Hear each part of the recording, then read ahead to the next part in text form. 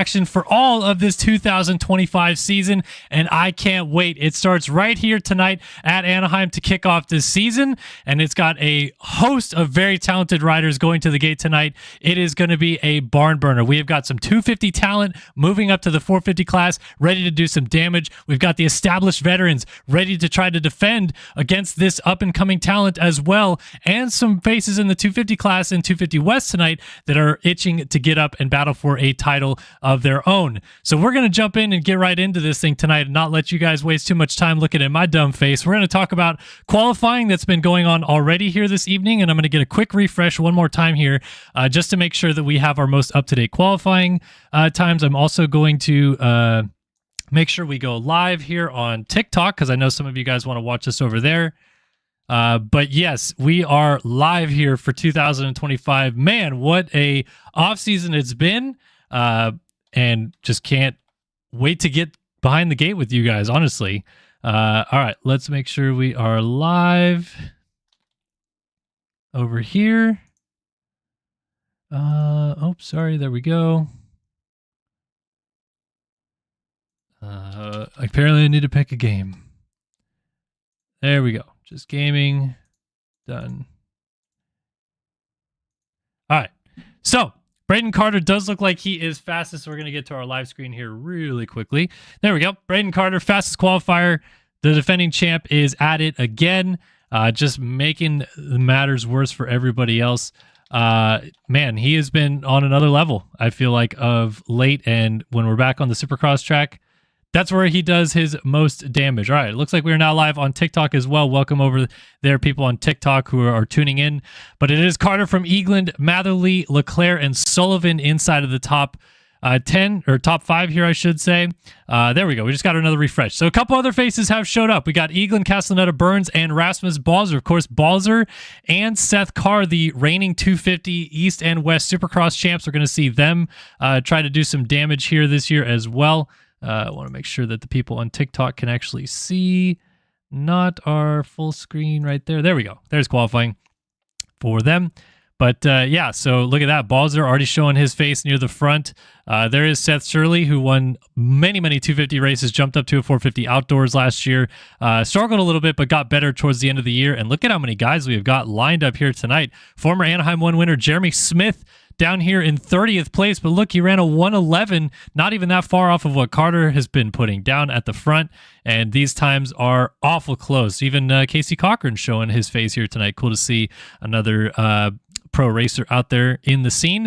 Looks like Braden Tharp has showed up for 250 West and has gone fastest as we expected. A 110.8 over Wyatt Grant's 111.7. Hayden Stevenson, Jake Spieth, Max Wilczek up inside of the top 5. And Tyler Show, Jackson Vick, to name the few going down. We got Jed Holyhead, Rogan McIntosh, couple former winners mixed up in there. A few faces that we saw getting fast at the end of last year, also having strong qualifying. And another former champion in Isaiah Dickerson is down here in 28th place. So cool to see some faces mixed in with these guys. And you can see where our cutoff time was tonight, a 1:14.742. So for those of you guys watching at home trying to go fast, that is your cutoff time here in MX Simulator Round 1 to make it in the 250 class, 1:14.742. Incredible how fast that these guys go at this game. And every single year that we go back to it again, it seems like the pace is even raised even that much more. It's quite incredible what they're able to accomplish here in this game. So we're in the server now. Looks like Braden Carter even maybe showing us the way around the track right now. So there is the champ himself giving us the first look at that Phil Ski and Snowboard gas. Let me make sure that we get that up in game. There we go. And boom. Okay, so you guys can see it on both sides. There we are. Maybe? There it is. Okay. Sorry, it was taking a second there to load. But yes, Braden Carter now on a gas. Interesting change up there. Obviously, gas pulling out on a lot of racing across the world as KTM restructures, but Carter's still trying to make the gas brand look pretty sick.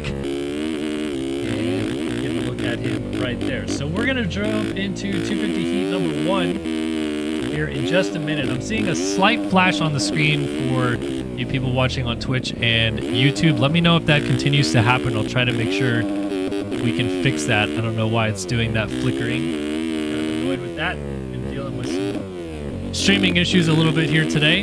Is it still flickering? I guess when you guys are watching it, it was, but maybe it's ironed out. I don't know. We're going to try to keep an eye on that all night long as we get ready to go racing for 250 heat number 1 next, and we'll see if Carter keeps showing us around the track a little bit.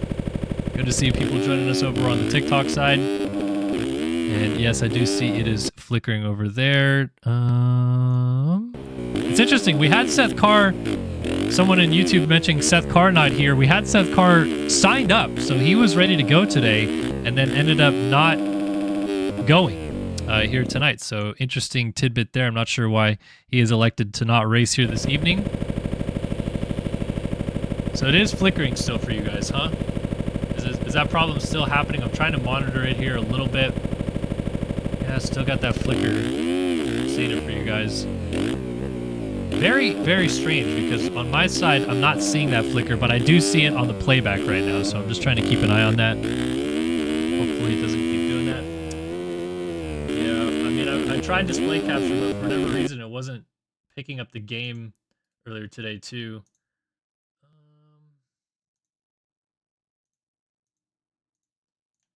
Let's see. If it'll pick up the game now if I have game capture off. Oh, why is it not doing that? That's so weird. It totally worked fine before. And now display capture. This doesn't work. Okay, interesting.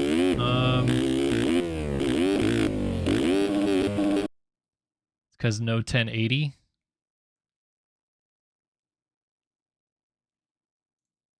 No, it's not behind anything. It's actually in front of the... Let's see, maybe this will work. I'm on Streamlabs, but yeah, I mean, I've always done the OBS Streamlabs and done it through display capture. For whatever reason, it's just straight up not working right now. I don't know what the problem is with that. Need a launch sim as admin. Okay, well, I guess... Okay, so they're actually... We're in a bit of a holding pattern here right now. I'll launch sim in admin and see if we can get that to work. There we go. Holding pattern anyway, as they are doing a problem... There's a problem with the scripting. And there you go. Wait. It was up for a second. There it is. Oh, it's gone. I know, this is great content. Just going in and out, just bugging in and out. I don't know if that's because it's the loading screen.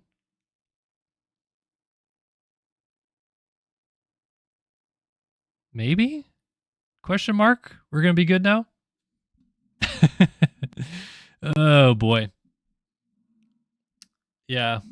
Ooh, man, we got some spice already in the Twitch chat right now. Doc and Saru just going at each other's throats. And hopefully we can get not only them sorted out, but we can also get in the game. EA Sports, it's in the game. And nope, we're back to not being able to see it again. So I launched it as an administrator. We're still not seeing it. Just go back to game capture. Will it work? And I get the display capture out of the way, maybe? That's causing the flickering.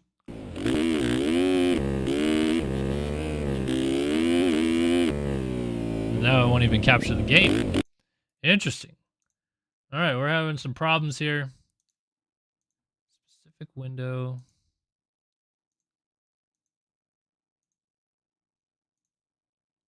And try that.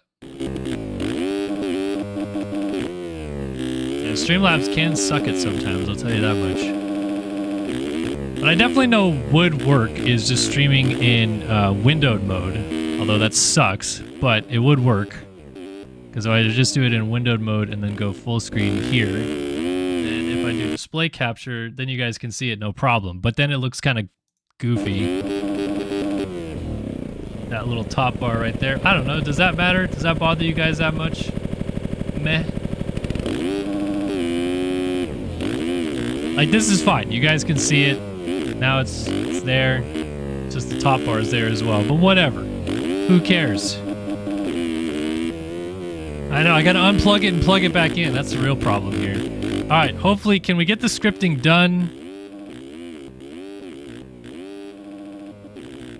Okay, so they're telling people to get off the website. Oh man, it wouldn't be sim without a little bit of technical difficulties. Let's watch Brayden Carter get around this track a little bit though and talk about it, shall we? Everyone hanging out on the Twitch. and YouTube side and everything like that. Okay, so can you guys actually see that now? Is that coming through clean? Use words, please. Thank you. All right. So here's Braden Carter showing off the track for us. And he was actually, I was listening to him play the track a little bit when he first got the track downloaded. And this rhythm section seems to be a bit of an interesting area of the racetrack for a lot of these guys, because some guys, oh, look at that right there, quadding and doubling out of that corner right there. That's a big boy line right there. I didn't know he was doing that. All right. But yes, he is doing some big boy lines. He also was talking about trying to triple onto that table. Looks like he's elected to not do that, and he's going to go for the big lines off the berm right there.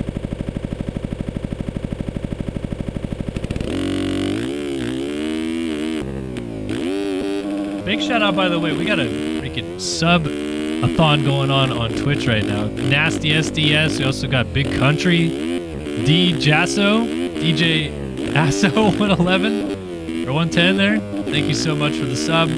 Appreciate the support, guys, honestly.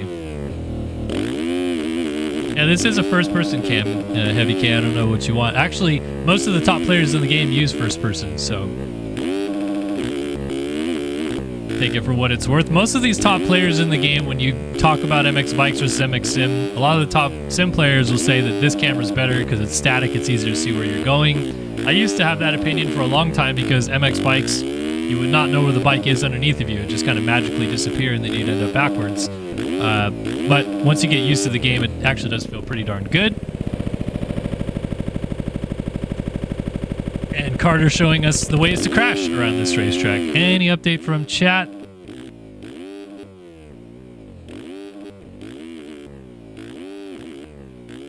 Well, the admins are just having an admin off right now, so that's good. Good news is admins are going at each other. Oh, my mic is not on. I forgot about that. TikTok, I apologize. There we go. TikTok now can hear me speaking. Congratulations, TikTok. But yes, Braden Carter showing that this track is very fast. It's very high speed and a lot of opportunities for passing because there's a lot of bull corners. Look at this. Tire tap.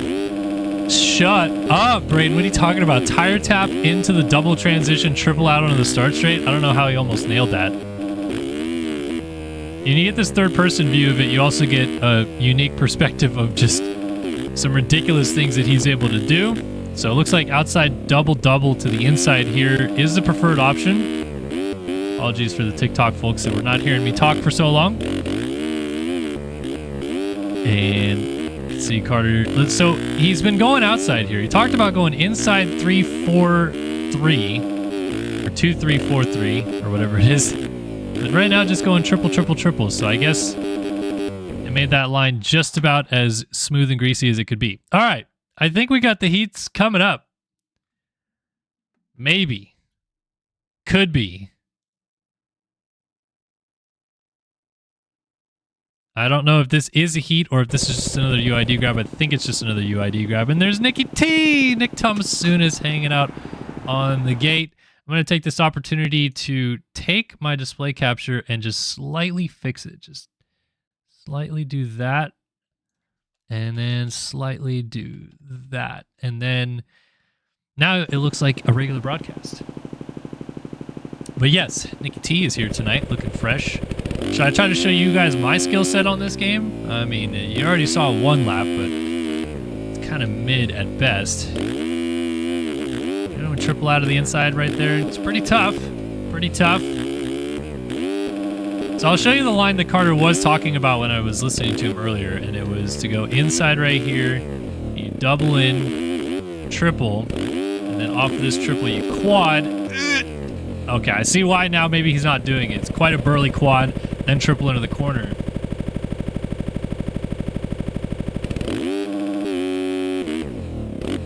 Definitely big lines. Big lines indeed.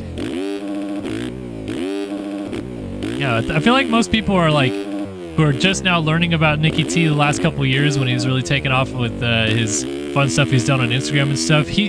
We had him first, folks. He's been around Sim for days. Nah, I joke. It's cool to see him doing the cool stuff that he's been doing. Obviously doing some sick flips and tricks and all that stuff like that. Let's see. We are getting ready to load heat races onto the gate. We're finally there, folks. Sorry for the delay. Like I said, it wouldn't be an MX Simulator Pro race without a little bit of problems. But that's okay. We eventually will go racing. 250 Heat 1 coming to the line first. And we will see what happens. So if you're watching us on TikTok, which I know a lot of you guys that I'm chatting with at the moment are not, you can see my reaction, my face to everything. So that's kind of fun. And you also have access to see live timing. So those interested in following us on TikTok, you have a little bit of extra fluff that we provided for you over there. But you can also hang out here. And apparently I have notifications still on TikTok, so I need to calm that down. But how do I turn the volume off on that is a question. I guess just turn off that? No.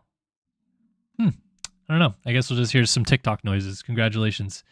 Good to see Devin Simonson over there on the TikTok as well. So look at all you guys. I say go to TikTok and more people head on over there. So appreciate the support as always you guys provide. And now you get to see my beautiful face over here too. All right. I'm going to turn that off because that is highly annoying. How do I do that though? Is there like a... no, that's just chat. You'd think I would have like tested this first, but you know, it is what it is.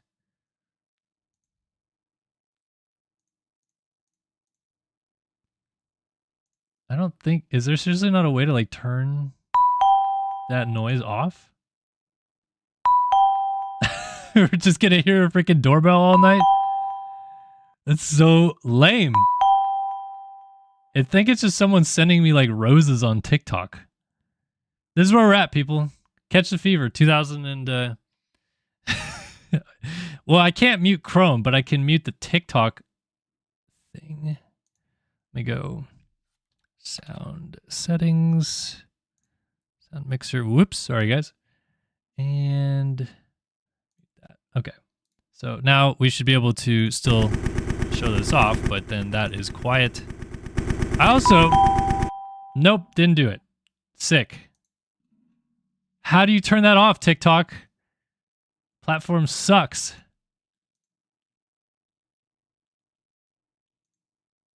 Maybe if I just block that? I don't know. Either way, let's get 250 Heat 1 going, folks. Let's not talk about that crap anymore. Got a new PC in the off-season, so we got some upgraded graphics. We are running max capacity here, people. We've got the graphics absolutely cranked out right now, so that you guys have the maximum viewing pleasure for yourself. And it is going to give you guys all the action all season long here on Start Your Systems TV. Can't thank you guys enough for the continued support, as well as a big shout out to MotoOption Clothing for all they do for us over the years. And now we get to drop the gate on the 16th season of Pro MX Simulator Supercross. Here we go. It's 250 Heat number 1. Split start into turn 1 we go. Outside line works best for couples as few riders push wide right there. And it's Isaiah Dickerson. I make 3D models, which he certainly does. A lot of the top bikes that we see in the game these days are made by this gentleman right here. And he's out front leading the field. Tucker Zimmerman settling right into second place right behind him. Cole Betts and Wyatt Grant all right up there in the mix. I got a reshade setup, folks. My reshade is crushing it. I don't know why Twitch is maxed at 720. I'm at 10,000 bit rate. You can't go any higher than that, but I'll work on a fix there. All right, let's figure this out. Top 9 go through to the main event. Where are all of our championship hopefuls? Got a few guys back here that I certainly know want to contend. There's Nick Thomasuna deep in the field as well. Luke Fauser was down off the start, so he's buried. Let's talk about our guys out front, though, shall we? Dickerson pulling the lead away. Triple-double across the start. Jumping back across in our battle for second, starting to heat up just a little bit. Tucker Zimmerman and Wyatt Grant. This new ShopFreddy.com Kawasaki program spearheaded by 450SX rookie Seth Shirley. Bringing a few up-and-coming talented riders onto the program like Wyatt Grant. And he's putting the heat now on Tucker Zimmerman. Yeah, I know. Makes the bikes, but can't send me his skins. I don't know what more you need, Isaiah. Seriously. Come on, man. It's all right. He's pulling away a nice little lead. Showing us what it used to look like here in MotoOption Supercross. Isaiah Dickerson, very, very strong 250 contender from about 2018 to 2021 or so, I believe. And kind of took a step back from racing full-time. Did a lot more of the graphics and the models and stuff like that. And pulling away handily here in 250, heat number 1 in Anaheim. Rico Delat, the Skibbity Motorsports machine, has moved up into 4th ahead of Cole Betts. Jet White Drizzle Holyhead was down in turn number 1. He's already 6th. Race Cobble 7th. Alex Halley in 8th. And shout out to Jibber.co, not sending me their stuff either. I forgot to ask T-Lang about that earlier in the day, as T-Lang, the number 5 machine on that JIBR.co program. Yeah, I think I got the TikTok alerts sorted, everyone, so thank you guys so much for that. All right, so where is our transfer spot? I think this is it right now. Barry Brands, the Impact BXR. This is a Honda right here, and he's got some pressure coming from behind. Jack Gatlin on the Unity Kawasaki. This is a rider out of Great Britain. I believe Barry Brands is actually, I don't want to get it wrong, but maybe Belgium. So a couple Europeans making their way across the pond. And look at that. Barry Brands is going down in 9th. Gatlin hits him. We got another rider squeaking through. It's Jake Spiess. If you're with us for our pre-race press conference back on Saturday, Jake Spiess was known to have been flying at the test track and had some heavy words coming into the season about how he expected to do. And finally finds his way into a transfer spot in this heat race. So Gatlin goes back to work, keeping him close. Meanwhile, we got a cluster of riders up here.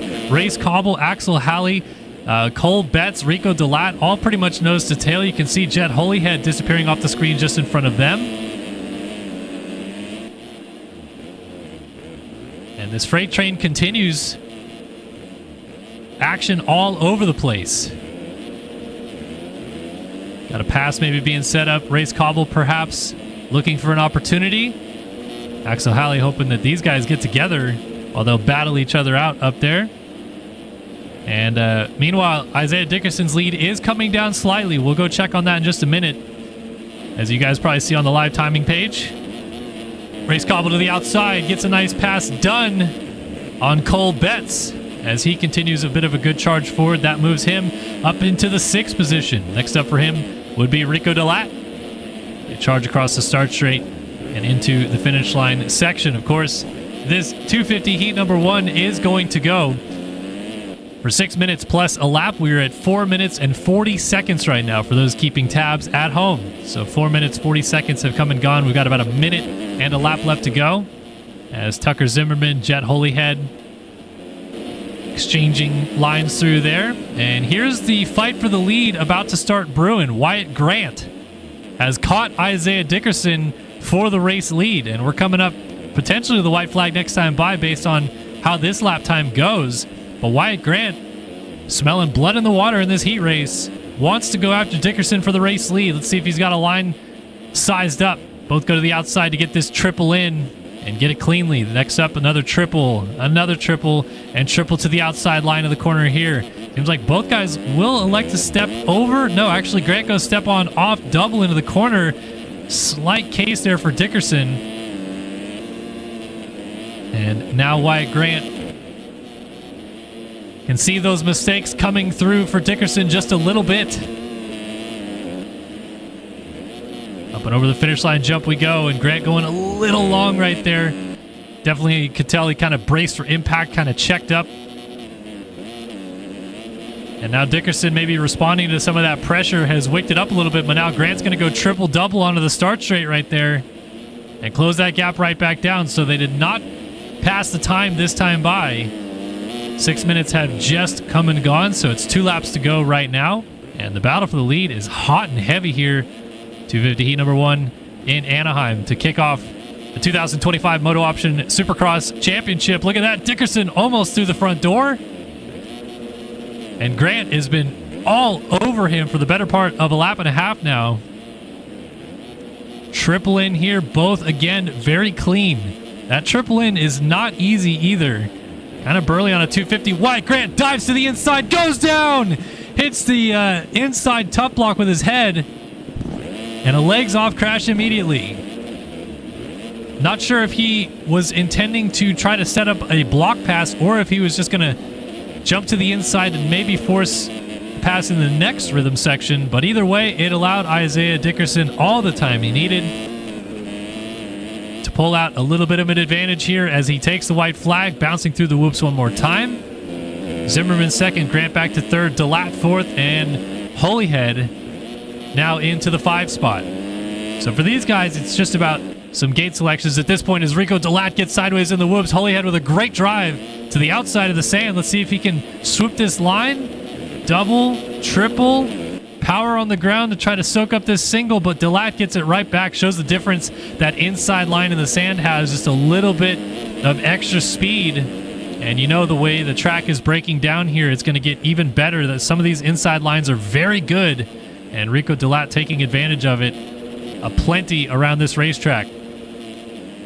But up front, this man has led from the start and is going to take us all the way to the checkered flag by the looks of it. His return to racing going very smoothly thus far. And though we don't have the beautiful skins that he makes, we can still see him beautifully navigate this racetrack and bring us home for the first heat race of 2025. Isaiah Dickerson is back, and he's in the winner's circle for heat number 1 here in the 250 class at Anaheim. Wyatt Grant did get around Zimmerman, then shorts the quad and just narrowly holds him off by 0.2 of a second. Zimmerman settles for third. Holyhead in fourth, Cobble fifth. Rico DeLatte slides back to sixth. Here's Axel Halley seventh, Cole Betts in eighth, and Gatlin does get into ninth. So Jake Spieth looks like he is taking a one-way trip to the last chance qualifier. And Jack Gatlin stamps his ticket to the main event here tonight. Jackson Vick looks like he'll be headed to the LCQ as well. There is Jake Spieth, Cody Wells, Nick Thomas-Sunis. See if Nicky T's going for a block pass and a half. No, backs out of the challenge. We got Moreno right here. I think Gabriel Moreno, I think is his first name. Always forget. Carson Bolin, that's a tough one to miss right there. Jay-Z as well. Jacob Arnbrister, former amateur national champion in the game.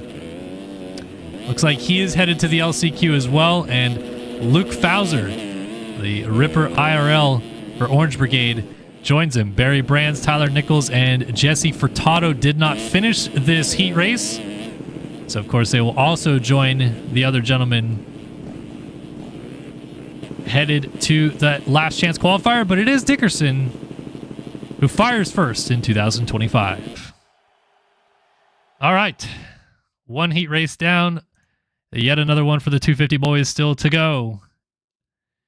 And we will get our 250 heat number 2 graphic up for you guys. So those watching over there on our YouTube and Twitch channels get an idea of what's going on. Good to see how many people we got watching over on TikTok. Heat 2 coming up here in just a moment. And I can give you guys a rundown, actually. Those watching at home, we got Joey Bradstreet, Tanner Thorson, Caden Speck, Rogan McIntosh, Ivan Medina, Jax Lindsay, Ryan Pinkerton, Joey Carter, Evan Vanderkoy, Hayden Stevenson, Cash Woods, Alonzo Robin, Tom Quino, Tyler Show, Dash McMillan, Andre Faitosa, Ryan Chelsea. Did I miss any other names in there? I think we got most of them. Evan Vanderkoy, of course, Braden Tharp, our fastest qualifier, is here tonight as well. And they are going to the line for heat number 2, 6 minutes plus a lap for these gentlemen. And got a couple hydrates in the Twitch chat, so I'm going to have a sip. Get some fresh agua, keep the voice nice and young here this evening. And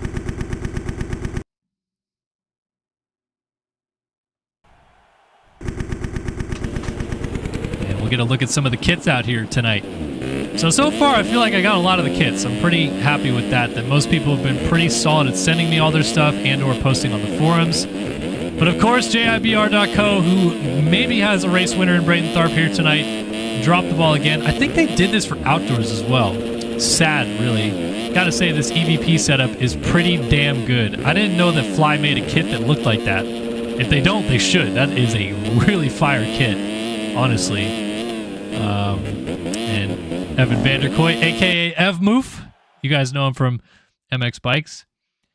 Well, if the JIBR.pack pack is on the forums, it was late because I downloaded stuff off every skin page I could find pretty much.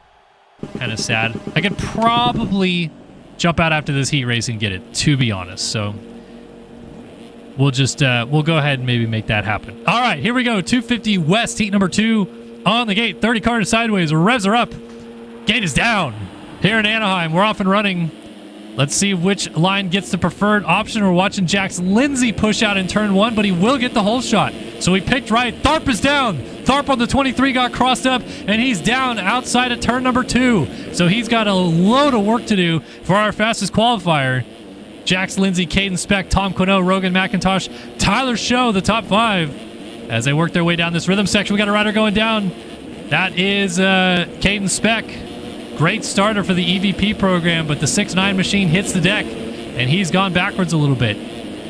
Meanwhile, a nice pass up the inside into second place. Tyler Show is on the move. The Phil Ski and Snowboard number 41 machine. It's got Jax Lindsay on this Evolve Husqvarna right in his sights out front. Is that a Husqvarna or is that a Yamaha? It might be. That is a Yamaha. That thing is sneaky, interesting looking. I think that's the one with the vented plates too, though, so that's why it maybe caught my attention a little bit. Here we go. Change to the lead, perhaps. Double down to the inside. Tyler Show to the front in Anaheim. Great pass and cuts to the outside to defend the inside here in this corner. Jax Lindsay goes for a bit of a ride and goes to the outside, but Tyler Show now leads. Here's Rogan McIntosh trying to poke a nose up there to the inside. Jax Lindsay able to skirt that and continue the attack on our race leader.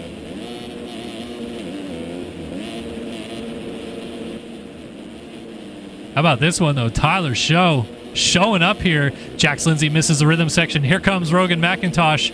Triple his way through here. Jax Lindsay gets back on rhythm a little bit cleaner, though, and able to skirt away from any damage. I think doubling in there isn't as bad as it perhaps looks, but then McIntosh goes over table triple very cleanly, and he's closed right up on Jax Lindsay for this 2 spot.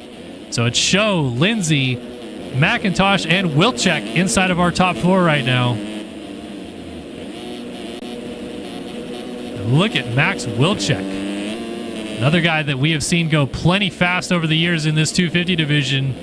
Putting some heat on Rogan McIntosh. Don't forget Cash Woods back here as well. He'd like to get in on the action, and he might do so because Wilczek just blew the rhythm. Cash Woods to the inside for 4th. Block pass. And an easy pass in the end to make it happen.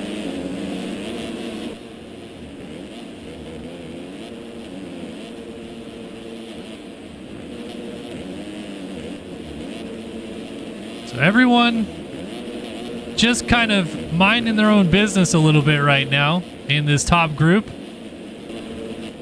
Checking each other out a little bit.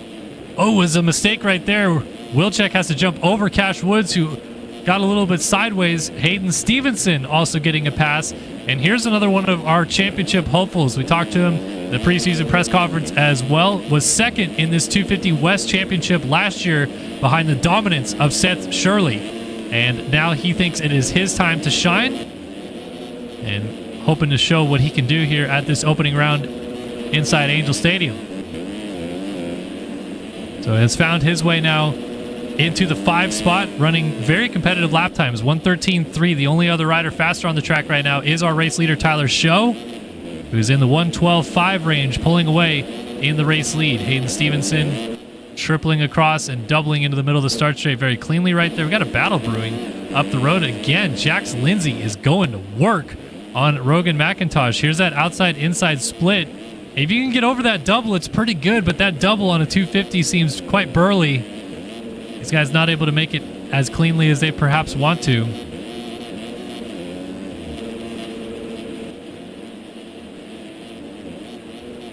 Big triple in right there for McIntosh. It looks like Lindsay was off track momentarily, a little short right there. Let's give you guys an onboard perspective here from 3rd place as Tyler Show has made a small mistake, and the race for the lead is about to be on. You can see 3 riders nose to tail at the front of the field right here. On board from the Evolve Fantic perspective of Jax Lindsay. Holy smokes, Dirt Bike Dan live with 20 gifted tier 1 subs on Twitch over here. Thank you so much, Dirt Bike Dan, and welcome to the club. So many people that I can't name right now, but you are the bomb diggity. I appreciate the support so much. And definitely use those emojis over there in the chat now, you fine folks. So how about this battle for the lead? Tyler Show, Rogan McIntosh, and Jax Lindsay. And this is what it's like to be in a heated fight for a heat race win in MotoOption Supercross. Lindsay, a small mistake right there. Ever so slightly went long over the rut and then tried to cut back under it. Actually didn't lose that much time in the grand scheme of it, but now slightly short on that triple certainly opens up the gap a little bit more. Now the fight for the lead is on. Rogan McIntosh has reeled in Tyler's Show. Not sure if it was a mistake or two out of Show or if McIntosh has picked up his pace. McIntosh did go 1:12.867, was the fastest rider on the track last time by, so he has picked up the pace ever so slightly, but now a mistake right there trying to get over that table has cost him some time. Look at this lead group though, man. Everyone's pretty close. Show, McIntosh, Lindsay, Wilczek there in the background, and then coming over the tabletop not too far behind them is Stevenson, and Cash Woods even still hanging out. We got 8 seconds separating our top 6 as time runs down. It will expire this time by, so we're looking at 2 to go as it runs, and Show looks like he's been able to pull it back out just ever so slightly. Wilczek back on the charge, trying to close down to the front group, but he shorts that. And Hayden Stevenson shorts it as well. So it looks like the exit of the sand starting to get these guys a little bit hampered on that triple entry. It's tough because it's over a roller and then you have to seat into the pocket to triple. So it's not as simple as just coming out of the corner and grabbing a handful. You kind of have to finesse it just a little bit.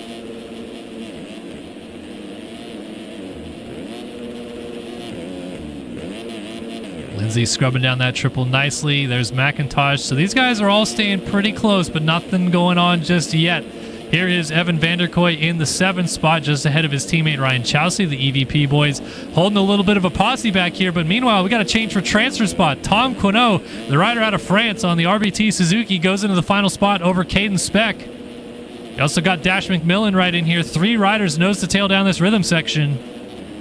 Inside line for Speck. Let's see if he goes for it. Oh, he gets into him, and they're both down. Off the track goes Quinault. Speck is off the bike. Quinault loses 2 spots. Medina goes by as McMillan takes the final transfer spot for the time being. So Tyler Show has pulled away a little bit at the front of the field. We'll watch this fight for just a little bit longer as white flag is now waving. Ivan Medina, this is a throwback name right here. He's been around the game for a minute, and he is trying to go to work on Dash McMillan to get into this A1 main event. Into the whoops we go. McMillan, a little bit of a swap. Medina cuts back to the inside. This inside line's very good. Can he finesse the triple? No, he goes double. McMillan triples. He's sideways, scrubs the single, trying to block the line. And watch out for Quinault in the background as well. Medina squares the line off. He's on this 248 machine. The middle KTM on the screen.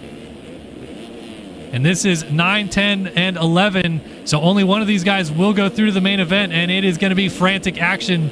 You can almost bet it will come down to these final few corners. So up front, Tyler Show is on his way to taking this second heat race victory.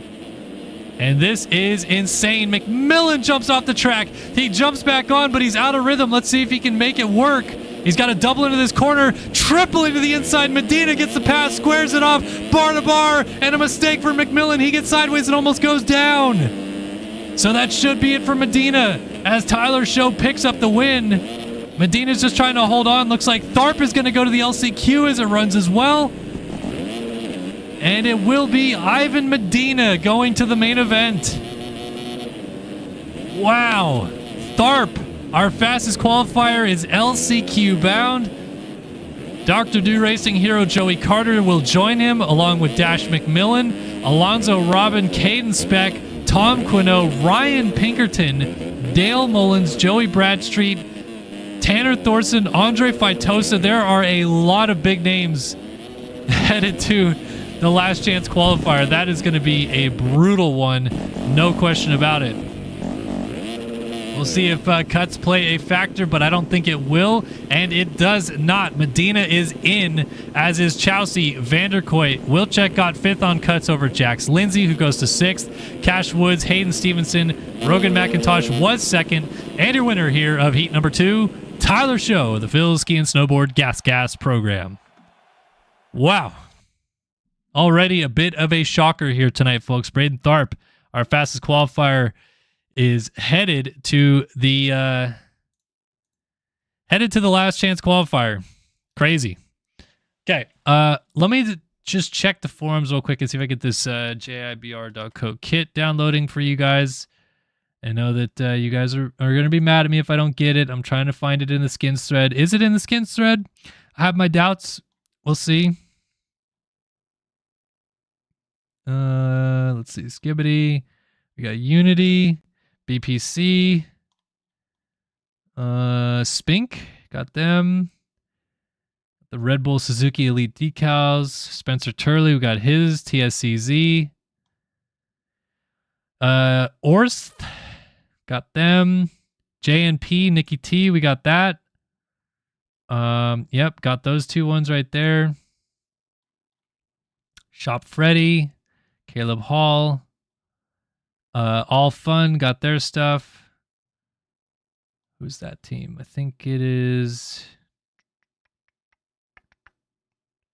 Moto got them. Underground RC, Nexus, Vulcan, Peep, Phils, Evolve, Impact, MSK, Privateer Pack, and Moo Productions. Oh, look at that. Not in the skins thread, jibr.co. Sad. See if we can go to the teams page. Maybe it's there. Yes, it's there, but unfortunately that's not where I get all the skins from. It's all right, people. It's all right. Make it happen. Get these 2 downloading.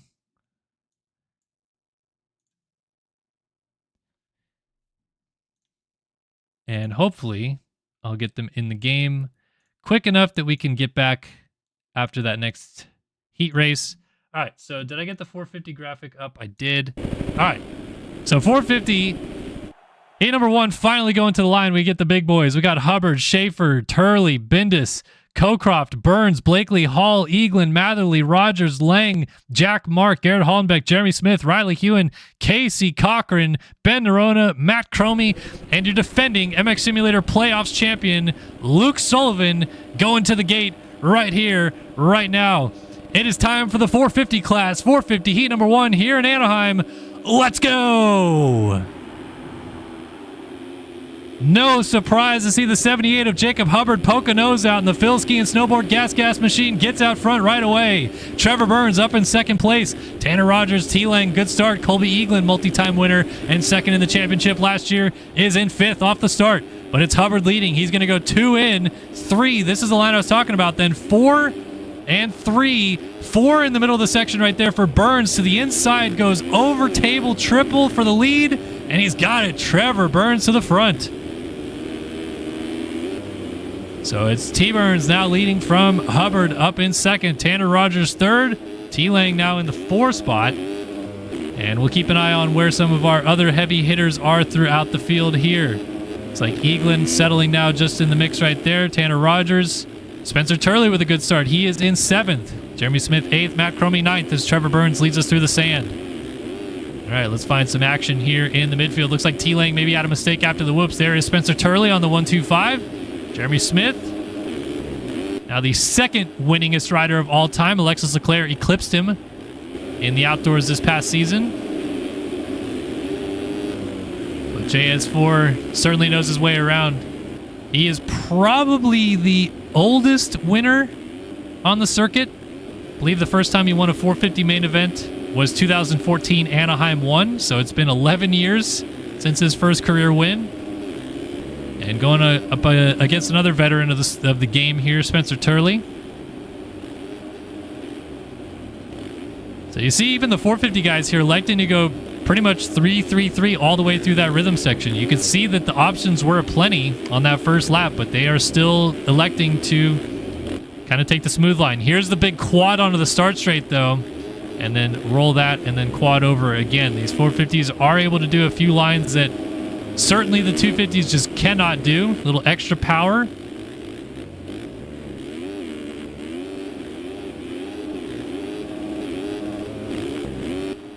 And look at Trevor Burns, man, trying to pull this gap out front. Look at that. Hubbard, different line, though. Actually double singled into the corner right there. Fight for third is on, though. Tanner Rogers of the RPF FamMX.com program. Good to see FamMX back in MX Simulator. Look at that far inside line developing right there as well. Inside move for Eagland on Rogers. Puts him down. I don't think Eagland fully meant to go there for a dive bomb pass and was hoping that Rogers saw him, but it just was wrong place, wrong time there for Tanner Rogers as Eagland jumped to the inside and shut the door. Hubbard's still going for this line. Must like what he sees with a quad. Or the alternate here is that it's just Jacob Hubbard and he likes pulling quads. He just likes doing quads. That's it. I see you guys on TikTok trying to do /hide. I don't know what that is supposed to do. Sorry if it's bothering you, whatever it is that you can't hide. 2013 A2 Jeremy Smith won. I did not remember that at all. Wait, no, 2013 A2 was Daniel Markham. Or was he A3? Always get my cross-ups with how many Anaheims there were back in the day.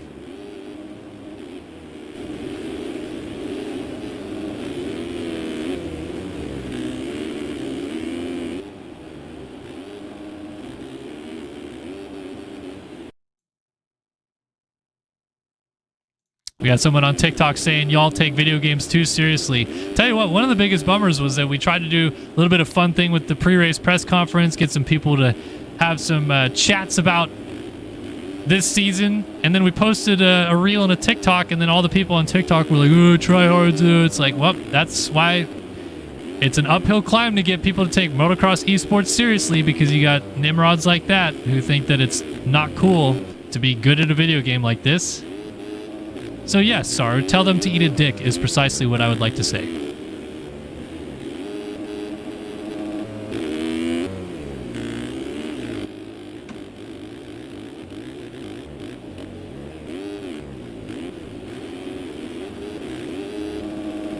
So Trevor Burns continues to pull away. Jacob Hubbard still in second. Eagland third. Spencer Turley fourth. Tanner Rogers fifth.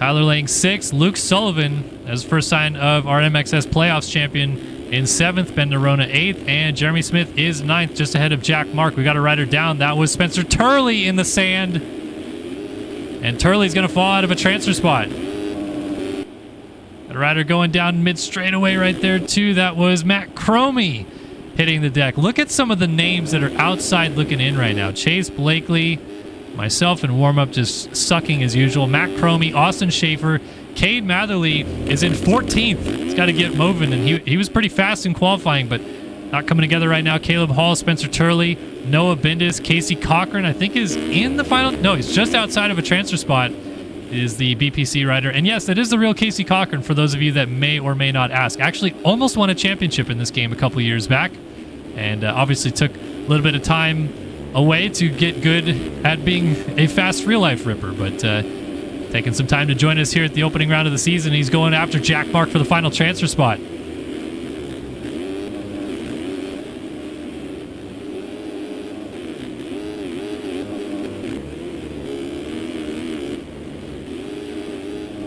So up the inside, Cochran. Oh, I thought he was going to go for a pass, but a little bit long on the finish line jump.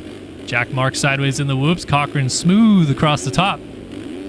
Nothing doing out front. I can let you know that Colby Eaglin has taken second place away from Jacob Hubbard as Cochran almost goes through the front door. How about this Noah Bindis, Caleb Hall dogfight going on? Bindis gets into Cochran, stops him. Hall gets Cochran now to go into 10th. This is just the action that we're seeing, not even in a transfer spot. These guys are trying to murder each other as Bindis lays it over, takes Matherly with him, and Austin Schaefer also had to get hung up a little bit right there.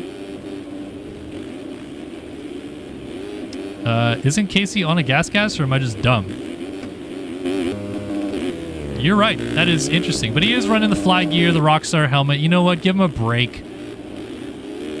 To be fair, when he was a factory Husqvarna rider and an amateur factory Husqvarna rider. He was on teams that rode Yamahas in this game, so it's just whatever, dude. I mean, it's not even the real licensed bikes or anything like that, so just chill down.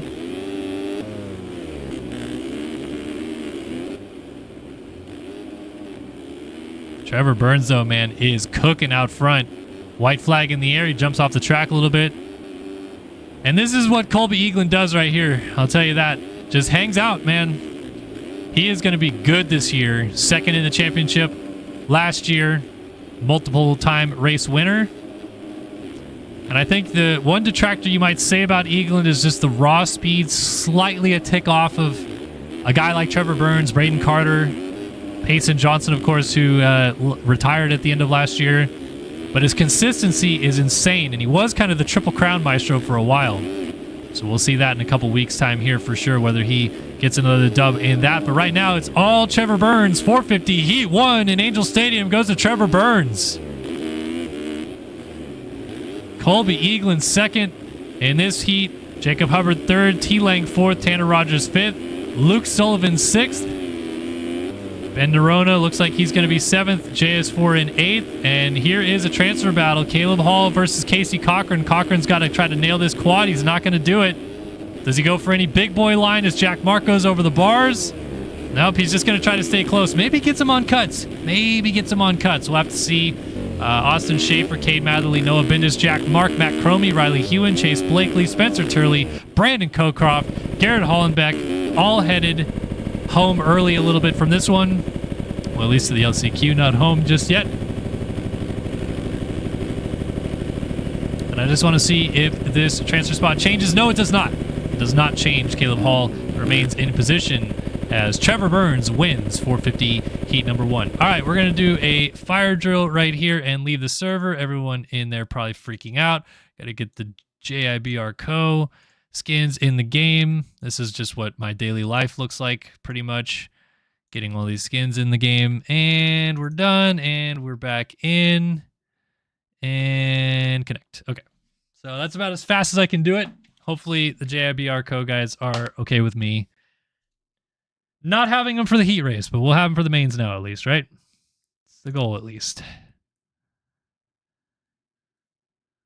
Woo! Good stuff. All right. 3 heat races down. Sorry. 3 heat races down. 1 more to go. Top 6, of course, making it through in those ones. Top 6. Top 9 in a 6-minute plus 1 lap heat race. That's what I'm trying to say. Making it through in that one. By the way, massive shout out across the board to everyone that's tuning in. We've had a ton of people hanging out on TikTok, and that doesn't count towards the viewer numbers I'm seeing over here. 609 of you guys watching right now. This is awesome for A1. Very thankful for the support. 237 over there on Twitch, 375 on YouTube. So you guys have showed up in numbers, and I appreciate it, man. The support means a ton. Not only to start your systems, but of course, Race Factory Gaming, the people that work behind the scenes to build the tracks. And it also means a ton to the racers racing in this series.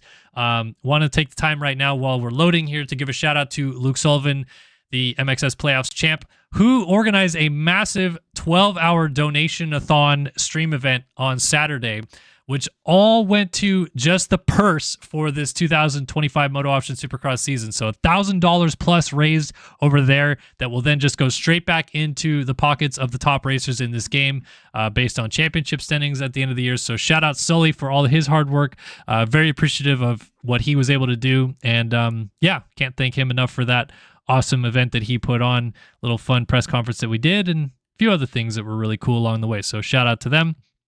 And like I said, shout out to all you guys watching back at home right now, wherever you are in this world. I hope you're having a lovely evening. Can't wait for A1 this weekend IRL and kick off this 2025 season. This has been like our staple thing. A little bit of sim action on the Wednesday before A1 for... I've been streaming this for 14 years. I've been part of the announcing crew for MX Simulator. My 12th year doing play-by-play. And of course, the 16th year of MotoOption Supercross. So it's been a while, man. I can't believe that this game has hung on as long as it has, but very appreciative of everything that's gone on. And yeah, still crunching after it here in 2025. All right, there's the champ, Braden Carter. Thank you to It's DiGiorno's for the Prime sub. iMoto251 for the Prime sub as well. Thank you guys so much. Get those ads out of here. Look at how quick I load in now. I love having a new PC. It's my favorite. Spend a little bit of money and you feel much better about life. All right. Let's see where that whole shot's going to come from. Rasmus Balzer, Skibbity Motorsports number 19, the two-time 250 East Supercross champ, is up in the 450 class now. Right alongside Alexis Leclerc. Braden Carter down the far inside. 450. Heat 2 is off. Leclerc shoots out on the 7. Shirley runs it in deep. Carter is down entering the first corner, and he's in dead last. Seth Shirley whole shots the heat. He's out front. Leclerc second. Schiabro third. Magnetti up alongside. He's in fourth with Alec Horn on his outside right there as the 450 SX rookie Seth Shirley leads him through here on the first lap. So this was the storyline coming into 2025. Shirley, who dominated 250 Supercross last year, a near perfect season in 250 West, graduates to the 450 class and a rough 450 outdoor rookie campaign, but he did get some moto wins. He won an overall, I believe, at Budds Creek, and now challenged for the MXS playoff crown in the offseason, rolls in with a head of steam, though dealing with a broken thumb IRL, and ready to contend in 2025 MotoOption Supercross. Speaking of contending, how about this man? The outdoor GOAT, 5-time national motocross champion in this game, and the winningest MX Simulator racer of all time, Alexis Leclerc. Back at it again. Talk about longevity in this game with Jeremy Smith. Leclerc, his rookie season, his first full season, I should say, was 2014, and he won the championship as a rookie in Race Director Gaming Pro Motocross, and has won it 4 more times after that. Just insane what he has accomplished in his career, and still out here shredding with the young boys. So there is Shirley, there is Leclerc. Dylan Delaire with a solid start to his evening. TSCZ Kawasaki in third. Frank Jackson and Rasmus Balzer round out the top 5. Balzer's going to shoot into fourth. Nice triple up the inside there of Frank Jackson. So many top talents mixing it up. Get Balzer already sizing up something on Dylan Delaire, maybe for third. So we'll stick with this fight for a second. Delaire is double whipping, tried to bring it around and goes down. Gonna lose some spots. So it looks like Frank Jackson goes by, Cooper Hunt goes by, Alec Horn, Luke Magnetti, Braden Castellaneta, and there is Carter finally into a transfer spot. That is into 9th place for the champ right there. So down in turn number 1. I think it was just a case of that inside line closing off. He got into someone's rear tire, and it was an ever-closing door. Goes down, hits the tough blocks, and gets up dead last. Whoa, almost into his teammate Castellaneta as a couple guys get hung up at the top of the berm right there.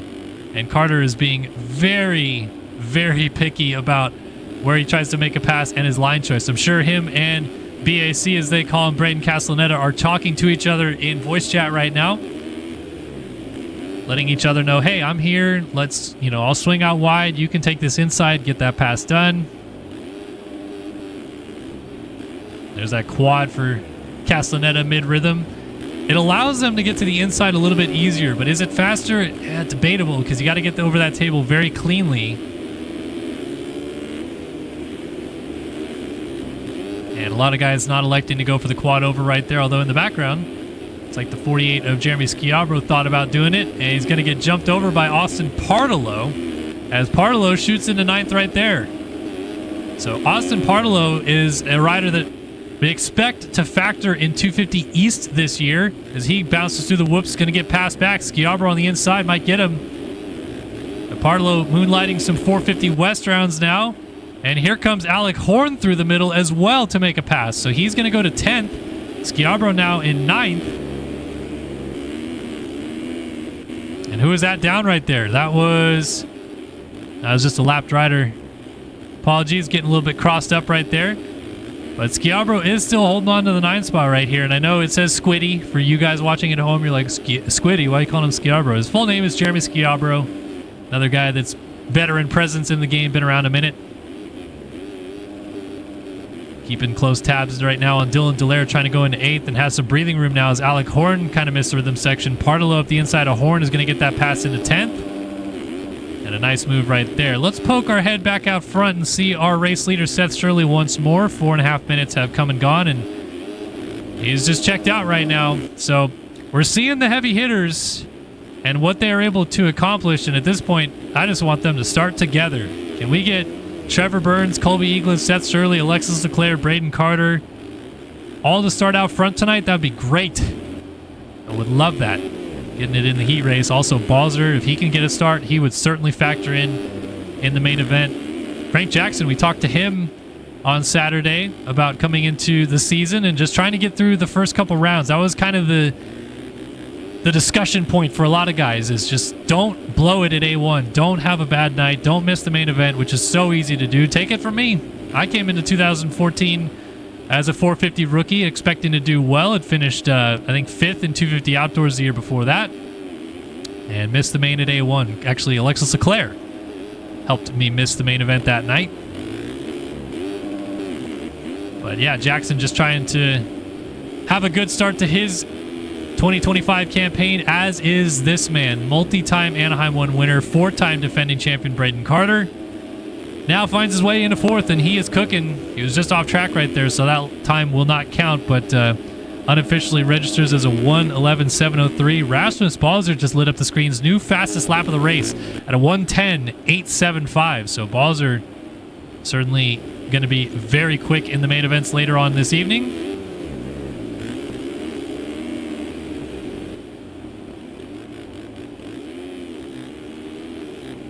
This is about as exact status quo as Seth Shirley was probably hoping for this heat race to go, though. Get out front. No drama. You got the pressure from Leclerc momentarily, but that's it. Move on. Get a good lead and take off with a heat race victory here, which it looks like he is on his way to. Leclerc has kept him pretty close. It doesn't look like it because it seems like he's not on the same stretch of racetrack, but 3 seconds in a heat race isn't that bad. And you know Leclerc's probably going to wind it up for the main event. We know he's going to get a good start. He's always been good at starting in the main events. So we'll see if he can do something with that. As a white flag waves here, the heat races are almost done here tonight in Anaheim. 450 heat number 2 on the track. Seth Shirley continues to lead. Alexis Leclerc 2nd. Rasmus Balzer 3rd. The defending champ Braden Carter in 4th, as we go for a bit of a ride with the camera right there. Frank Jackson 5th. Cooper Hunt in 6th. 7th for Jeremy Schiabro. 8th. Braden Castellaneta and Alec Horn is 9th. Partolo down. So there's a big gap back behind these guys. Let's see if there's any really big names that are going to miss out.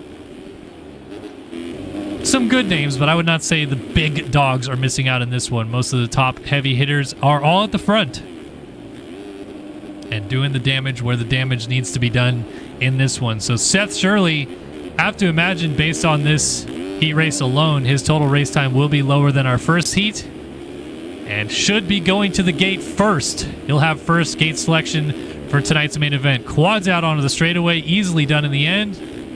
And starting off your 450 rookie campaign in style, Seth Shirley wins 450 Heat 2 here in Anaheim. He defeats Alexis Leclerc straight up, mano-a-mano battle. They started together and finished 4 seconds apart. Rasmus Balzer ends up 3rd, and looks like our champ went down. Jackson Cooper Hunt goes down as well. So here's Schiabro trying to hold off Carter for one more turn, and will do so. Interesting history between these two. They got into it heavy at A1 last year. Braden Castellaneta, Alec Horn, Cooper Hunt, Dylan Dallaire.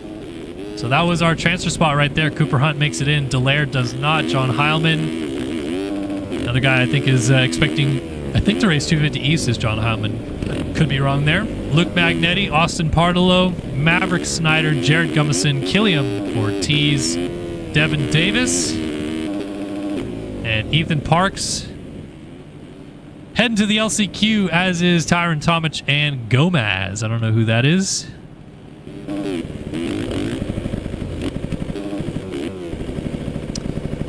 Probably no betting tonight because I'm trying to do a lot of mission command stuff. Don't want to miss some of the things that I should be paying attention to. It's just the way that the kind of latency and loading works, Sean, that YouTube falls behind a little bit than Twitch. It's not really that much different. You guys are just about seeing live racing. It's pretty close.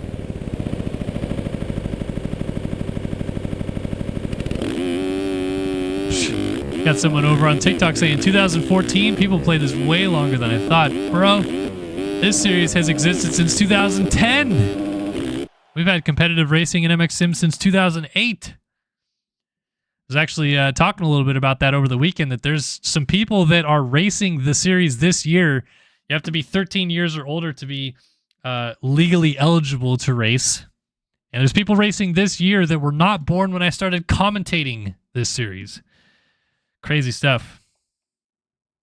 So, yeah. Making me feel old along the way, but also some of the glory days back there in 2014, 2015 for me. Shout out Patches. Thank you so much for the Prime sub over there on Twitch.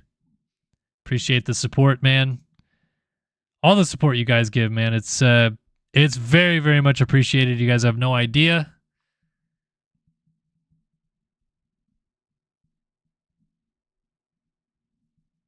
Oh, look at iMoto. See, iMoto, that's why I modded him on Twitch. He's going to do some bets for the mains. That's what I like to hear. That's what I like to hear.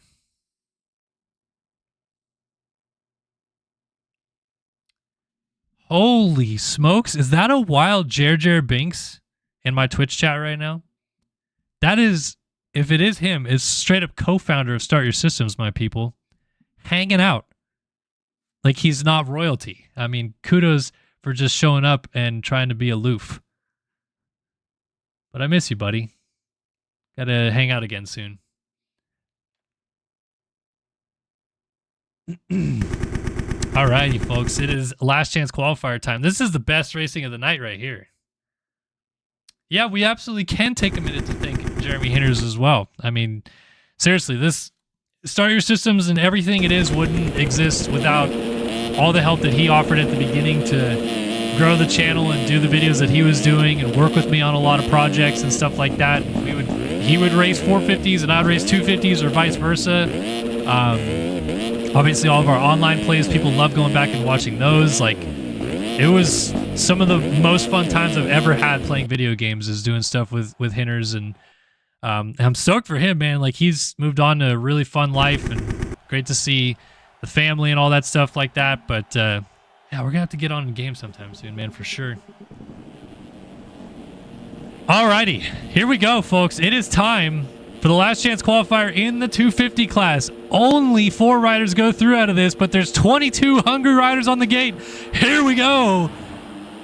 Let's have some fun, shall we? Anaheim 1, get on your feet. We got a land rush into turn number 1. There is Braden Tharp, our fastest qualifier, shooting through. And if you are him, you are breathing a massive sigh of relief right now, taking a massive breath and going, thank God I got out front, but hopefully I don't crash this thing away early on. Joey Carter also gets a good jump. He's out front here in second. Jake Speece up alongside one of the EVP riders. That is... Oh, Speece is down. It was Caden Speck, and we got a pile-up, huge pile-up out of turn number 4 right here. A lot of guys in it. And some familiar faces that we're hoping to do well are down. That's a tough break for a few guys, including Caden Speck. Nick Tomasunis breaks through. He's now 3rd. And Andre Feitosa is in 4th. So Feitosa, good start for him. Tom Quino, who we saw in the heat race, battling it out. He's in the mix right now in 5th. We got Jesse Furtado and Dale Mullins. Mullins going for a ride. Many people going to skirt around him. Really good job. More people didn't go down. A few guys at the back right there did.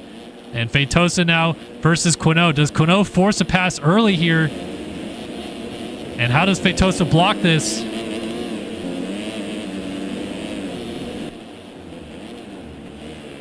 You can see right there, Feitosa a little bit squirrely on corner exit.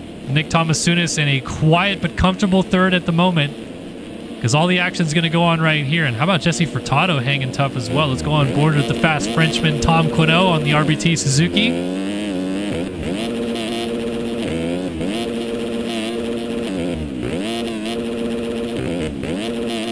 Tripling his way through this rhythm section very nicely indeed. Step on, step off, and Feitosa is going to be able to feel some of that pressure now. This is going to get good right here, folks. We have only got a 5-minute plus 1 lap race on the docket. Only 3 minutes and a lap of it are left to go. And it is close for the transfer spot. That's what we like to see out here. Have to imagine Andre Feitosa's shaking in his boots as Nicky Tomasunis hits the deck out of third.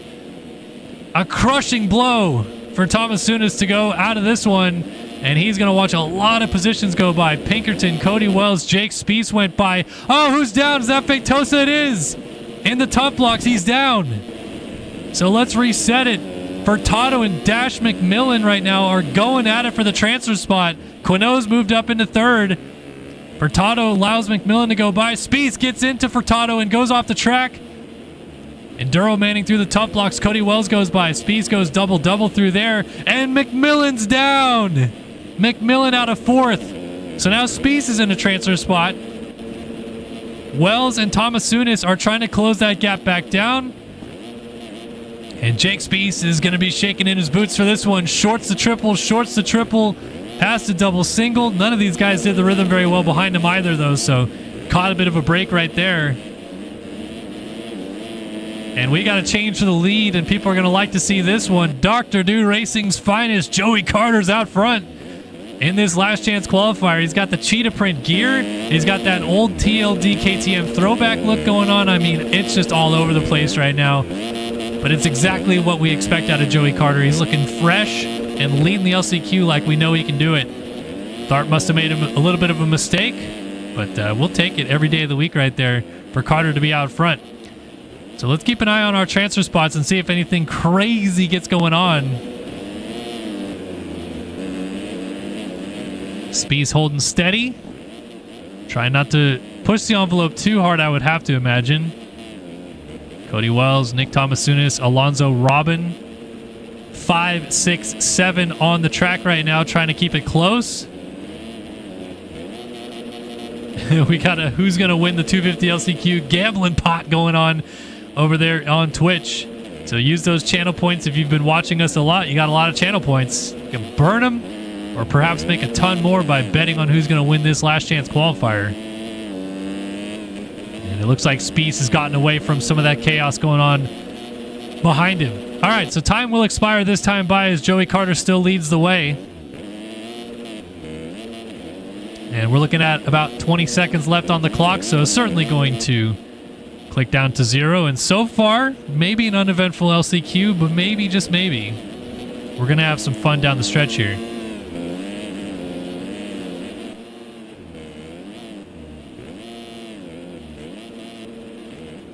So Carter just minding his own business. Braden Tharp. It's not pretty. Fastest qualifier to second in the LCQ. He's going to roll to the gate 20th tonight. But we've seen some good starts from the outside lines, and we know that the speed is there for Tharp. So it's not out of the question that he could still win this main event tonight, which sounds crazy from an LCQ guy, but believe me, Braden Tharp knows how to do it.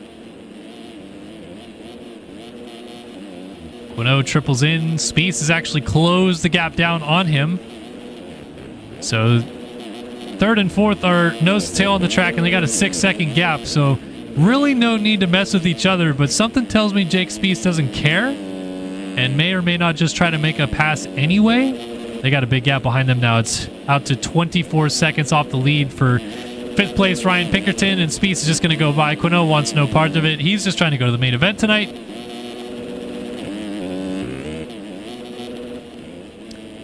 So our 4 look to be set, and they'll be spearheaded by this gentleman, Joey Carter.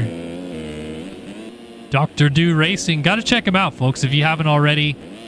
Putting out the heat on Instagram, TikTok, YouTube. They do a lot of fun races as well, so if you're ever hanging out in MX Sim and you're like, you know what, I think I want to do an elimination race tonight, check out Dr. Do. They put some good stuff together. Little like cash elimination races and fun races and stuff like that. Always love the content still flowing out of these guys as well. And I'm sure you guys do too, which is why the crowd erupted when Joey Carter went to the lead. AKA the chat letting me know, hey man, he's out front, go take a look. So he is going to stamp his ticket to the main event at A1. And it's going to be a win in the last chance qualifier. Joey Carter gets it done. Braden Tharp ends up second. Tom Quino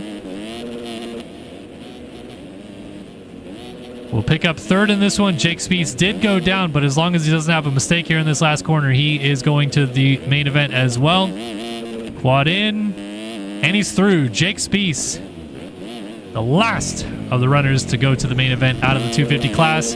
Cody Wells, Andre Feitosa, Jackson Vick, Tanner Thorson, Alonzo Robin, Jesse Furtado, Barry Brands, Ryan Pinkerton, Nick Thomasounis, Dale Mullins, Dash McMillan, Moreno, Jacob Arnbrister, Caden Speck, Luke Fowler, Joey Bradstreet, Carson Bolin, and one other guy that did not even start this race are headed home early this evening.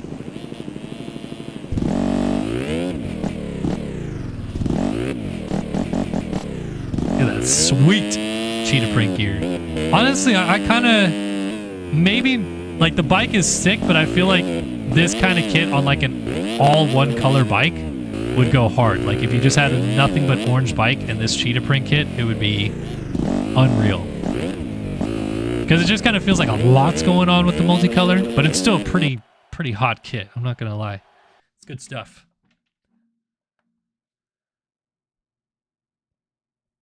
All right. One more last chance qualifier to go, and then it's time to pay some points. Pay the piper, if you will, tonight, people.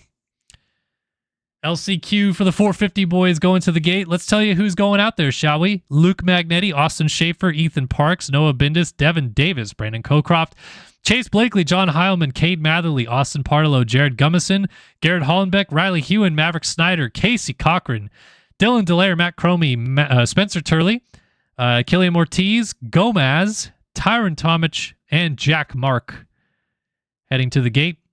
So obviously you got some of the big boys in here. We got Chase Blakely. We got Maverick Snyder. We also have Cade Matherly. Certainly he would like to go through. I know all you Spencer Turley fans at home are holding your breath right now. I am too, honestly. Matt Cromie, Austin Partlow. He was really good early in the heat race and went backwards a little bit. So you have some guys in here that will be certainly annoyed to miss the main event tonight, but you also have some guys in here that I think are just kind of happy to be there. Thank you, JVL. I hope you're doing well as well, good sir. Appreciate all the kind words everyone's had here this evening.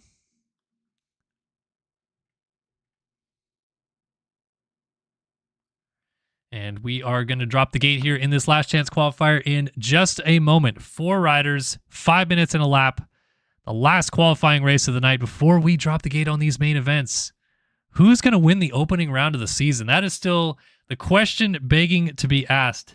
As Jake Spieth comes in and subscribes with Prime and says, wow, I hate LCQs. Don't we all? I mean, not really. We don't all hate them because me watching them right now, loving it. It is, it's like a McDonald's commercial right now. Ba-da-ba-ba-ba. I'm loving it. But when you're in it, not fun. Thank you, Jar Binks, for the sub. Look, it's still just hanging out with the people. He's just like, just a legend with his minions, if you will. Oh, that lag was gnarly there for a second. It'll straighten out. Give it a second. What is with that? Is that server lag?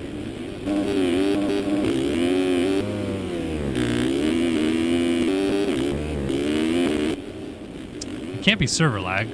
It would look way glitchier. Maybe a restart will help us here. Sorry if it's a little bit laggy. I'm not sure what that was about. But we're ready to go, folks. If you haven't already, buckle a seatbelt if you got one. Because this LCQ is about to be chaos. We're going to have guys flying all over the track. Some people going home early that will not be happy. And we get to sit back and enjoy the whole show. Here we go. 450 LCQs off and running at the Anaheim opener. 14 Machina Partlow gets there first. Casey Cochran kind of pushes him out. And we got a lot of guys down in turn number 1. They're all led through by Luke Magnetti, who gets the official hole shot. Casey Cochran up in second. Bindis, Matherly. We got dualies on the Supercross Triple. There's like 9 dudes in the air at once. Oh, and I think that was Matherly who landed on someone and goes OTB as Cochran's trying to take the lead on Magnetti, and he'll do it. Casey Cochran out front. Apologies for the slight lag that we're watching right now. But that's a little bit of the chaos that is happening on the track as Magnetti goes to the race lead. Cochran second, Bindis third, and Turley fourth. So it was indeed Cade Matherly that landed on someone. I don't know who he landed on. But he is down bad a little bit down the field in 16th. So he's got his work cut out for him if he still wants to make the main event. Look at the freight train, though. And Spencer Turley on the bubble with Dylan Dallaire hot on his heels right now. We got 3 riders nose to tail coming across the start line. Noah Bindis jumps to the race lead, then jumps into the Davalos bales and gets stuck. So taking over the lead again is Magnetti. We got Cochran second, Turley third, and Dallaire now fourth. So one foul swoop, Bindis goes from the lead to like 12th with that mistake. And look at this freight train of riders. My goodness, this is good. So Cochran holds a steady second place right now as Magnetti goes to the lead and is trying to open it up just a little bit. Cochran goes 2 in, 3. Magnetti missed the rhythm section. He's going to fall back into the clutches of this group just a little bit. No one's getting the line clean on exit as Turley jumps to the outside. He's bringing with him Dylan Dallaire. And watch out for Gomez, who I don't know who that is still, but he's just hanging out in this group. Turley defensive line. Dallaire to the inside, puts Turley off the track and crashes all by himself. Rule number 1 of a block pass is you can't put yourself on the ground, and that's what he just did. Gomez into third, Turley now to fourth. And there is Jack Mark, Chase Blakely, Austin Schaefer, Maverick Snyder, Riley Hewen, and then Dylan Dallaire now all the way back to 9th. John Heilman just ahead of Cade Matherly. So all these guys here really do still kind of have a chance. Because if there's some chaos or some weird stuff going on up here, they're in a freight train of guys that could make it in. As Magnetti continues to lead Cochran, Gomez, and Turley. The front 4 have a slight gap, but it is slight.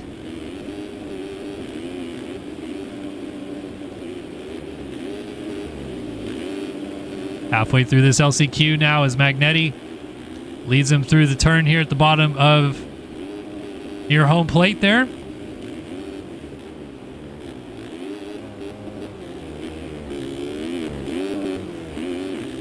Magnetti a mistake. Cochran over table triple. Squares it off, trying to get a run. Not quite close enough yet. And you can see the gaggle of riders in the background right there. Look at this. Look at that train coming to that corner 3 turns before the finish. They are not battling for a transfer spot, any of those guys right there, but they could be soon if anything kicks off up front. Magnetti bouncing through the whoops. Cochran to the inside for the lead in the sand, but misses the rut just slightly and then ends up off rhythm with just a little bit from Magnetti, who pulls it back out. Gomez just holding a steady third. Who is this? Someone tell me who Gomez is, please. I need some help. And Turley holding down the final transfer spot. So this is the hot button ticket right here. Jack Mark, Austin Schaefer, Chase Blakely, Maverick Snyder, and Cade Matherly, who was down on the first lap, still in it within a shot. Got to get to here, though. Got to get to Spencer Turley.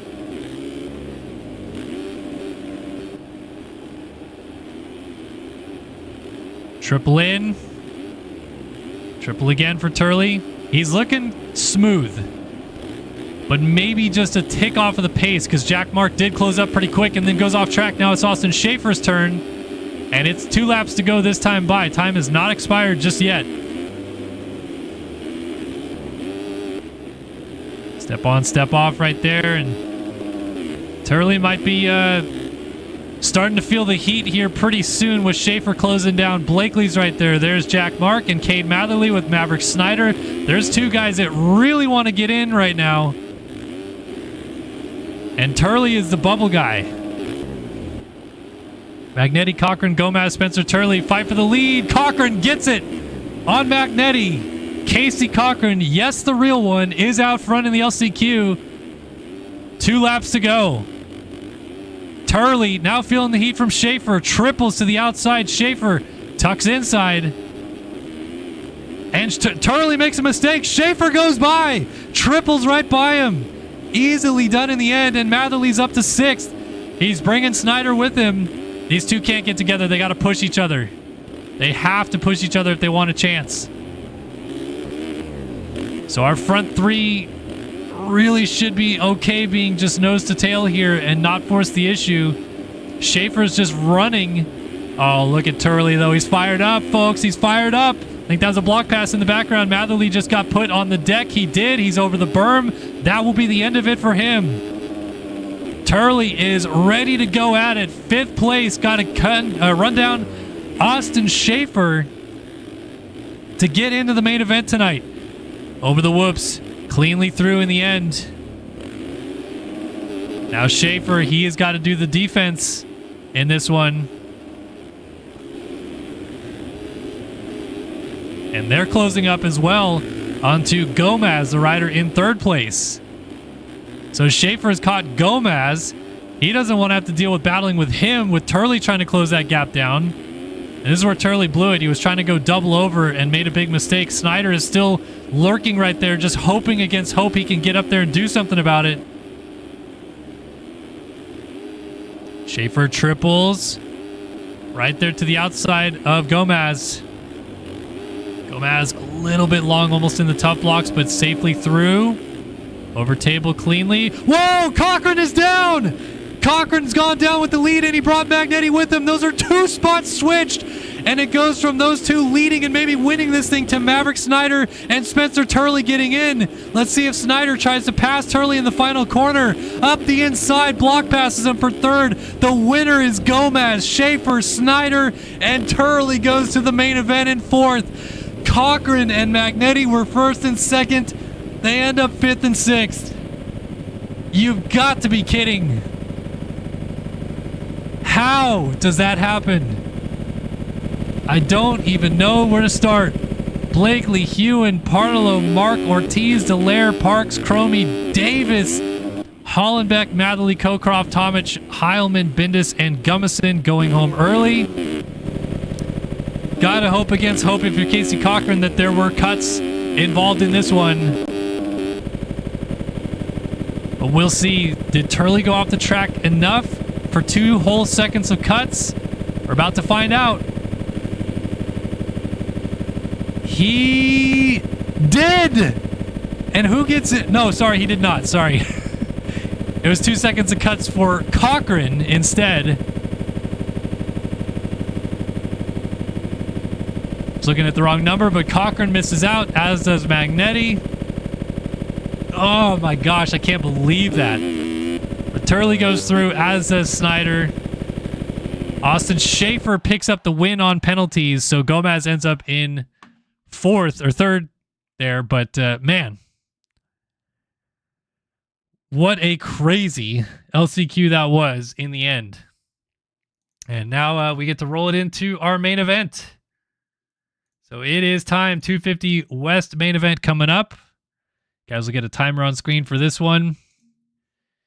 Here's who's going to the line for the first 250 West race of the year. Cole Betts, Rogan McIntosh, Ivan Medina, Jax Lindsay, Rico Delat, Jake Spiess, Axel Halley, Wyatt Grant, Joey Carter, Evan Vanderkoy, Hayden Stevenson, Cash Woods, Tom Quinault, Tucker Zimmerman, Ryan Chowsey, Max Wilczek, Tyler Show, and a lot of other guys that I missed. Braden Tharp also.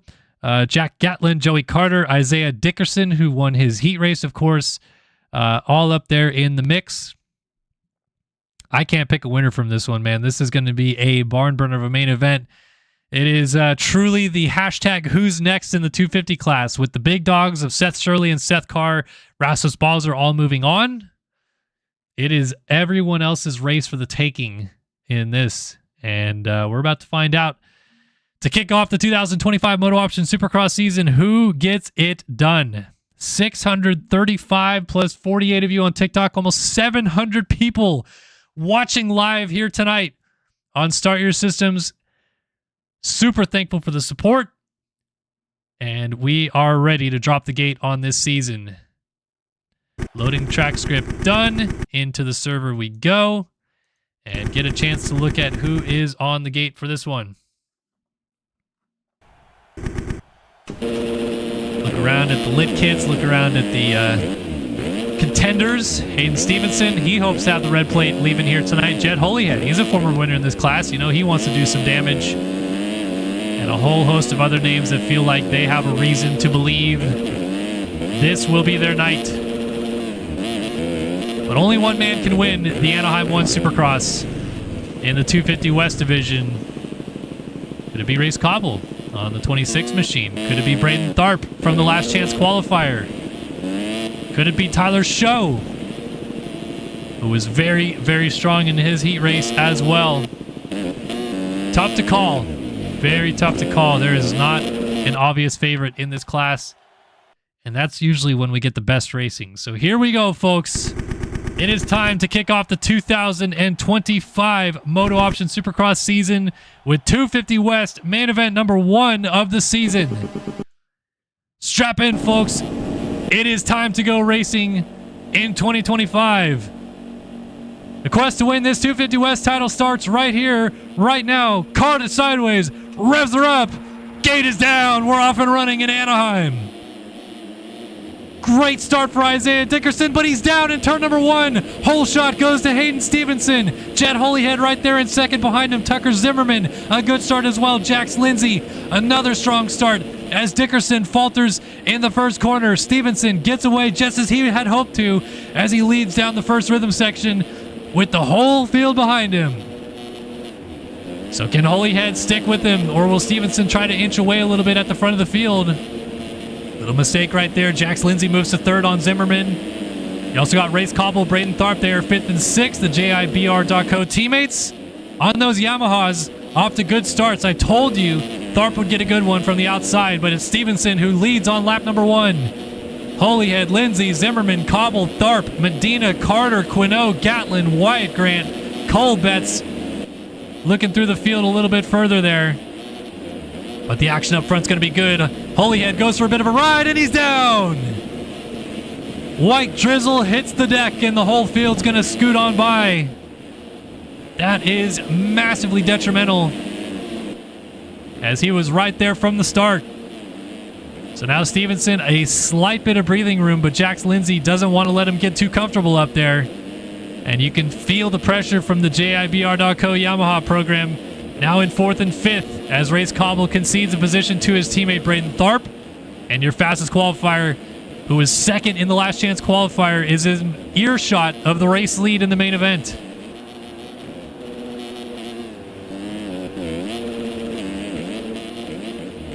So Stevenson still leads here on lap number 2. There is Tharp, though, starting to go to work on Tucker Zimmerman. The number 23 ride has closed up on this lead trio in quite the hurry.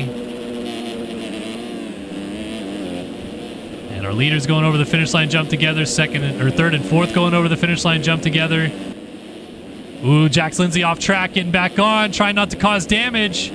Blocks Zimmerman, might get a twofer here down the inside. Braden Tharp triples, jumps into the middle of the rhythm section. Look at Jax Lindsay fighting back, pushes him to the outside, blocks the line and holds 2nd. This is just slowing them down and allowing Stevenson to get away. Lindsay lets him have it. And in the end, I think just thought, you know what? I'm going to try to follow you, and instead of holding you up, I can go with you, and we can try to run down Stevenson together. As a slight inside tuck right there for Zimmerman allows Race Cobble, Joey Carter, Jake Spieth. They're all in the picture as well. So our guys over in the LCQ are coming out looking pretty good here. Wonder if some of the 450 guys are considering outside gates because of that. As Tharp is now on the charge. He is up into 2nd place. Jax Lindsay let him go. And we're going to get some fresh lap times this time by to see what we are looking at. 2.3 second gap to Stevenson out front. And the Nexus Kawasaki machine leads us through onto lap number 4. 1:13.476. Tied. A dead tie for fastest lap of the race. Braden Tharp goes 1:13.476 as well. But of course, he also had to make some passes along the way. So now with some clean racetrack, what can he do? Stevenson, a little bit of a mistake on the exit of the sand, allows that gap to come down. We're looking at just over a second between the two leaders.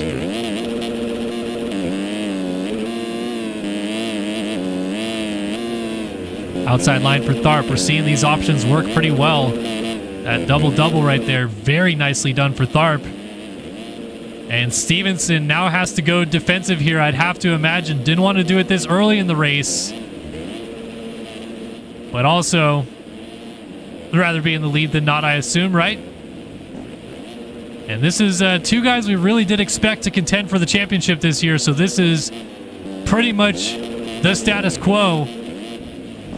But can Tharp go to work and make a quick pass, or will we see a legit battle right now? Tharp on the rear tire, thought about maybe ducking out to the inside, but not quite close enough just yet. I think the whoops will be a make or break section to set up for that sand for these two guys. If Stevenson makes a mistake and swings wide, watch for the pass down the inside from Tharp. Here we go on to lap number 5. Drive into the whoops for Tharp. Great run. Bounces a little bit, and Stevenson able to shut the door. Oh, Tharp down! High centered on the rut and gets kicked sideways. Jax Lindsay back into second place. Zimmerman to third. Race Cobble to fourth, and Jake Speeds now into the top 5. You could see Tharp just land high centered on that rut, and the rear end kicked out, and nothing he could do about it. So a tough break for Tharp just when we were about to have that battle for the lead, but Hayden Stevenson is loving every minute of that and not having to deal with that pressure right away as Lindsay sits 4 seconds back. Another 4 seconds to this three-rider fight. Dooley's over the triple. Oh, Spieth gets into Cobble, and they're both down. Cobble was in the tough block, so maybe a little bit of incidental contact, but that was a big push for Jake Spieth.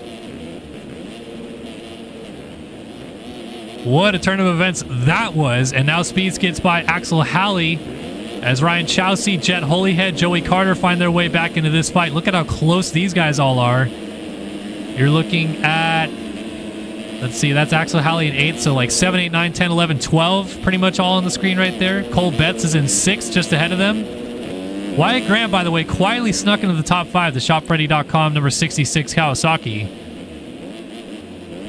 And he's going to go around Zimmerman, who is down. So Tucker Zimmerman out of 3rd, down in the sand section. And then Spieth goes for a bit of a loop and allows 3 or 4 more spots to go by. Chowsey going to let him have that spot back, I'd have to imagine. And he does. Look at this, man. This is chaos. Zimmerman goes defensive on Halley. Cobble. 5 riders nose to tail, all of them representing different teams. Oh, Spieth down! Got into the tough blocks trying to squeeze by, and there was no room for the taking right there. And he goes from battling for a podium to outside of the top 15 just like that. Back up to our leader, though, Hayden Stevenson. 13-second lead now, as it looks like Jax Lindsay's had a problem. He has. He's gone from 2nd back to 4th, right behind the 66 of Wyatt Grant, who moves into a podium spot. So Jax Lindsay and Wyatt Grant, they are trying to debate a podium position at the moment, but I'd have to imagine Lindsay had a mistake or two, even a fall-off crash perhaps, that put him back here because he's pretty comfortably in 2nd, and that gap opened up real big. Down the inside, Jax Lindsay gets right back by Wyatt Grant, and then he goes for a pirouette and down. So Cole Betts goes to 4th, Zimmerman now to 5th, Race Cobble 6th, and Jax Lindsay gets going now actually in 8th, right behind Ryan Chowsey, who moves to 7th. So let's reset things here for just a minute as we are halfway through this race. Hayden Stevenson, Nexus Kawasaki, continues to lead 13 seconds out front here at Anaheim 1 in the 250 West main event. Braden Tharp 2nd, JRBR.co Yamaha, ahead of the ShopFreddy.com Kawasaki of Wyatt Grant. Cole Betts, Tucker Zimmerman, Race Cobble, Ryan Chowsey, Jax Lindsay pretty much nose to tail. 4th on back to 8th. That'll be a good fight all the way to the flag. Rogan McIntosh finally showing his face up inside of the top 10. Case that going to fall back outside of it just as I say that, though, as Rico Delat and Ryan Chowsey was down, as was Jax Lindsay. So a couple guys down in this rhythm section together. Tyler Show finally up here as well. Remember, he was a heat race winner earlier tonight and had a tough start to this main event by the looks of it. But still actually in a pretty good shot for a top 5 right here with how close he is to everybody. And the lap times are very competitive. 1:13.2 was the fastest rider on the track last time by. Sorry, actually Tharp at 1:12.7 was, but he was the 2nd fastest rider. Going to go to 9th down the inside in the sand as Rico Delat went off the track right there.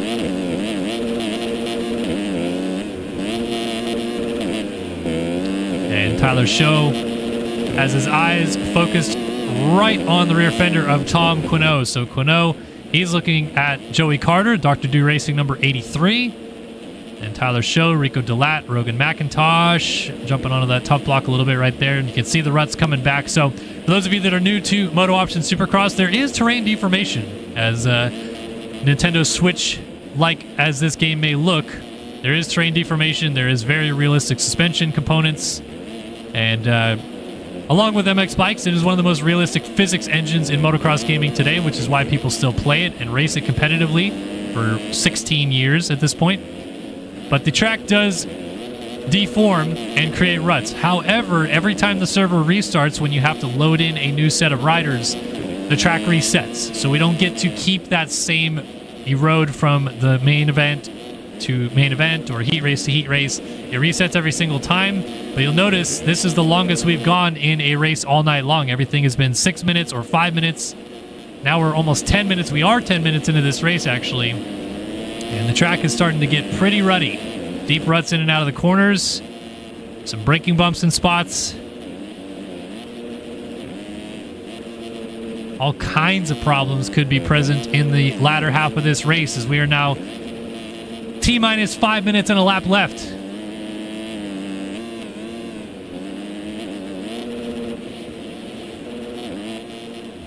All right, Grant, a mistake. Cole Betts is going to sense an opportunity here. The NetJets 88 KTM. And that could be a good fight for the podium spot. Don't count out Race Cobble also lurking back there. Wyatt Grant, I don't believe, has ever finished on the podium in Race Factory Gaming Supercross. He would love to do so right now. He's got 4 minutes and a lap left to do it.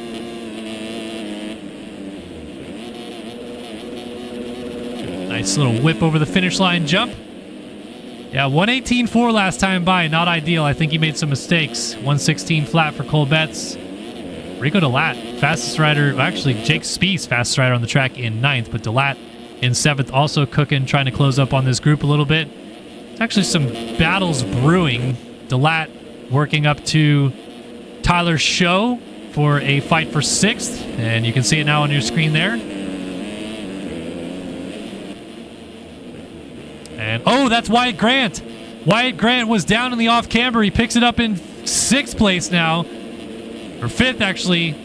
Tyler Show now right on his heels. This is a battle for 5th. And Grant goes from 3rd back to 5th, allowing Cole Betts into the final podium spot. Looks like it was just a tip over. Only lost about 4 seconds. But those are critical 4 seconds at this juncture of the race.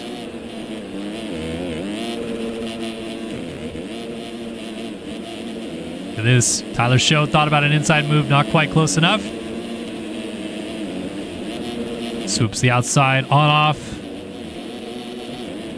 But Wyatt Grant defends the lines well, as he has come to do. Meanwhile, Race Cobble is eyeing up Cole Betts for the podium, trying to make it JIBR.co Yamaha 2-3 on the track. Double in, double across, double into this corner, and very unorthodox line puts him on the ground. Wyatt Grant back knocking on the door. He's gotten around Show. He is trying to go after Cole Betts for 3rd. 3-rider podium fight. Oh, Betts blows the rut. I'd imagine that's exactly what Wyatt Grant did a lap ago. And now he's back into the podium spot. But don't count out Tyler Show, who's hanging out right in his tail feathers here. Love to get up there and do some damage as well. Race Cobble. And then the man I keep mentioning, Rico Delat, has snuck up here. Consistent 113s. And the Skibbity Motorsports program fighting his way, trying to get into a top 5 or maybe even a late podium as Race Cobble goes tumbling over the bars. Wonder if he maybe hit Cole Betts, who had mistimed the rhythm a little bit right there. Oh my gosh, Rico Delat sending.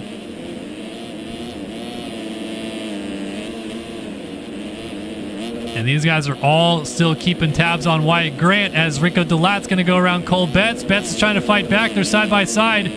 Squares off the corner nicely.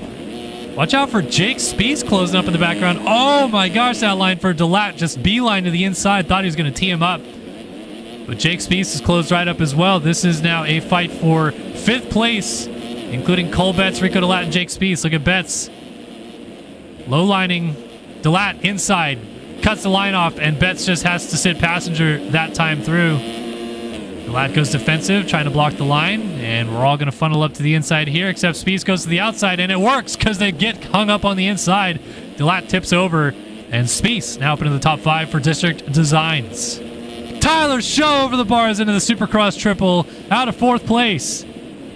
Jake Spieth goes by into 4th, as does Rico Delat into 5th. Cole Betts into 6th, and Show drops back into 7th. As Wyatt, oh my gosh, another mistake. Cole Betts going down. This is that terrain deformation starting to reach up and bite some of these guys, I think. Yeah, tough break for a lot of these racers now. As Stevenson navigates through lap traffic. 16-second lead for him. Just running consistent lap times. And time will expire this time by. So white flag waving next time by. We got a call in chat to see where our boy Joey Carter is. He's now 15th. So he slipped back a little ways. Axel Halley, Tom Quinault went by. Oh, Cole Betts is in a podium spot moments ago. Now he gets taken out by our man Joey Carter there, and he is outside the top 15 out of the turntables, and that just shows how close everybody is. Jet Holyhead, he's starting to lag a little bit. Rogan McIntosh, Race Cobble.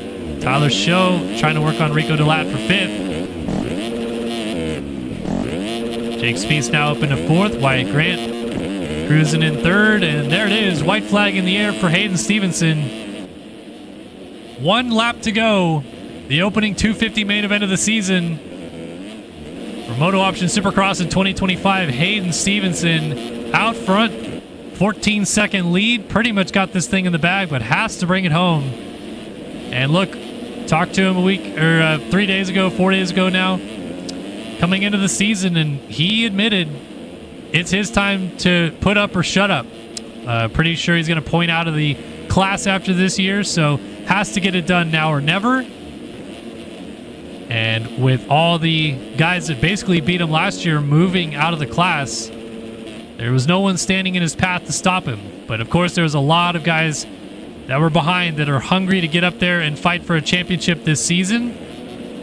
Braden Tharp was probably the first man waiting in line on that list to say, hang on a minute, I think I could have something to say about it. And he did. Fastest qualifier, but then tough heat race, goes to the LCQ. Was that the difference? Maybe, maybe not. But Hayden Stevenson showed up at A1 ready to win, and that's exactly what he's going to do. Anaheim 1 goes to Hayden Stevenson. Braden Tharp will pick up 2nd on the box here tonight.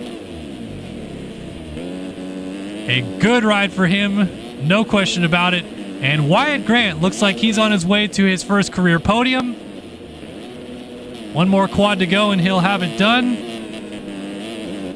And Wyatt Grant picks up 3rd. He's on the box here tonight, just ahead of Jake Spieth. My daughter is joining us in the studio. What do you got to say to the people? I got a new thing and it says let it go. You got a new thing and it says let it go?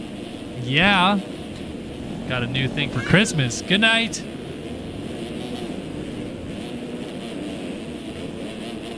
Always great to have the family joining in. Tyler Show ends up in 5th. Rico Delat 6th. Rogan McIntosh 7th. Jet Holyhead in 8th. Race Cobble 9th. And Axel Halley rounded out the top 10. Cash Woods, Max Wilczek, Tom Quinault, Tucker Zimmerman, Evan Vanderkoy, Joey Carter, Cole Betts, Ryan Chowsey, Jax Lindsay, Ivan Medina, Jack Gatland was your running order in this one. And penalties are in. Wow, actually quite a few changes inside the top 10, but the top 3 stays the same. And they all followed home. This gentleman right here, Hayden Stevenson, the dub to kick off 250 West in 2025. Those plates will turn red as we head down south to San Diego next week.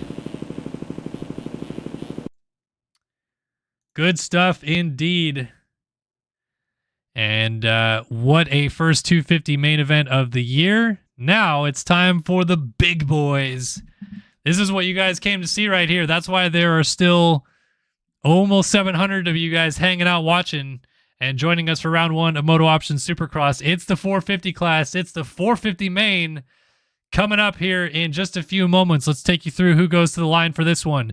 Jacob Hubbard, Jeremy Schiavaro, Braden Castellaneta, Austin Schaefer, Trevor Burns, Cooper Hunt, Caleb Hall, Colby Eaglin, Braden Carter, Tanner Rogers, Tyler Lang, Alec Horn, Rasmus Balzer, Jeremy Smith, Maverick Snyder, Ben Nerona, Alexis Leclerc, Seth Shirley, Spencer Turley, Luke Sullivan, Jaden Gomez, and Frank Jackson. 22 riders going to the line right now, people. This is going to be so good. This is one of the most stacked fields I can remember in a long time. We've got so many 250 champs in here. We've got reigning Supercross champs.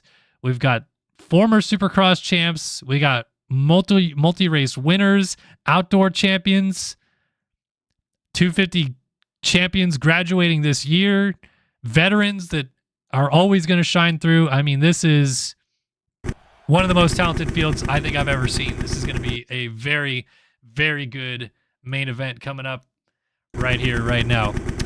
Yes, of course, big, heart goes out to everyone affected by the fires right now in Los Angeles. I know that's a tough scene up there. Hope everyone that is watching here tonight and you have, loved ones up there or you're up there yourself, you stay safe. But for those asking about Anaheim 1, I genuinely don't think it affects the race this weekend. Angel Stadium is about 45 miles as the crow flies away from where the fires are, and it's blowing away from Angel Stadium. So unless the winds shift dramatically, I don't expect to see smoke down there that would affect it, or, God forbid, fire make it all the way to Angel Stadium to affect it. So I think we should be good to go this weekend. All right, ladies and gentlemen, boys and girls, it is time to drop the gate on the 2025 season. The quest to become MotoOption Supercross champion in 2025 starts right now in Anaheim. Let's go! Well, it's not Hubbard who gets to the corner first, but he will lead them out by a nose. Jacob Hubbard picks up the whole shot again. He's going to be passed right away by Tanner Rogers. Big pile up in turn 2. I saw Carter down. I see some other names going backwards. Looks like Seth Shirley was down. Looks like Rasmus Balzer may have been down as well, as Tanner Rogers leads the field through a chaotic start of this one, and Leclerc shoots into second around his teammate, Jacob Hubbard. So it's Rogers, Leclerc, Hubbard, Nerona, and Cooper Hunt inside of the top 5. Somehow Carter skirted away. He's in 7th.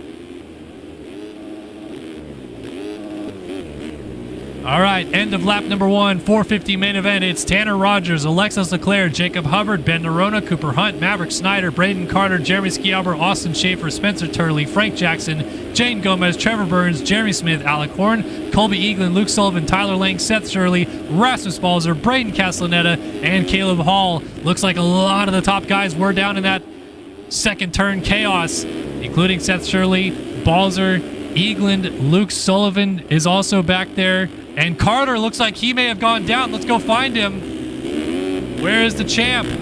He's in 14th. Just ahead of T-Lang. So he goes from 7th to 14th, and he's back in all this chaos.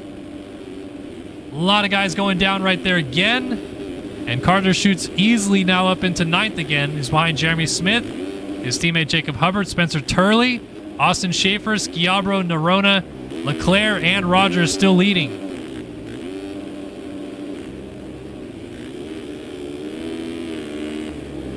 I think this is about as unexpected as it gets to see Tanner Rogers opening up a gap out front. We know the talent is, of course, there. But looking like a man possessed in the early stages of this one. Still 18 minutes and a lap to go. But what is to happen in this main event? This is going to be very interesting to see the dynamic as it changes shape throughout. Ben Nerona going nose high, but still landing cleanly right there. Of course, Alexis Leclerc. He really wants to get up there and fight for the race lead. I haven't talked about it pretty much at all tonight, but of course we mentioned a few times Alexis Leclerc, now the winningest MX Simulator professional rider of all time. I think it's 62 wins or something like that. Something crazy. But we haven't talked about the fact that Braden Carter is tied with Tyson Fresquez on 28 career 450 Supercross wins for the most all time. Both of them 4-time champs, both of them with 28 career wins. And of course, if Carter gets a win here tonight or at any of the rounds this year, he breaks that tie with the long retired Tyson Fresquez. We have not seen him on the professional scene since 2018. But it's a long-standing record that he has held since 2014, I think, early 2014 when he took it over. And could it be broken this year? Almost certainly. Tonight could be up for question, though. Carter now into the 5 spot as he closes down onto Austin Schaefer. Schaefer holding a nice line in 4th, but Carter is just no match. Oh, so fast down the inside of the whoops. A 111.0 last time by. Nobody else in the 111s. 112.8 was the next best. So almost 2 seconds faster than anybody on the track is the champ.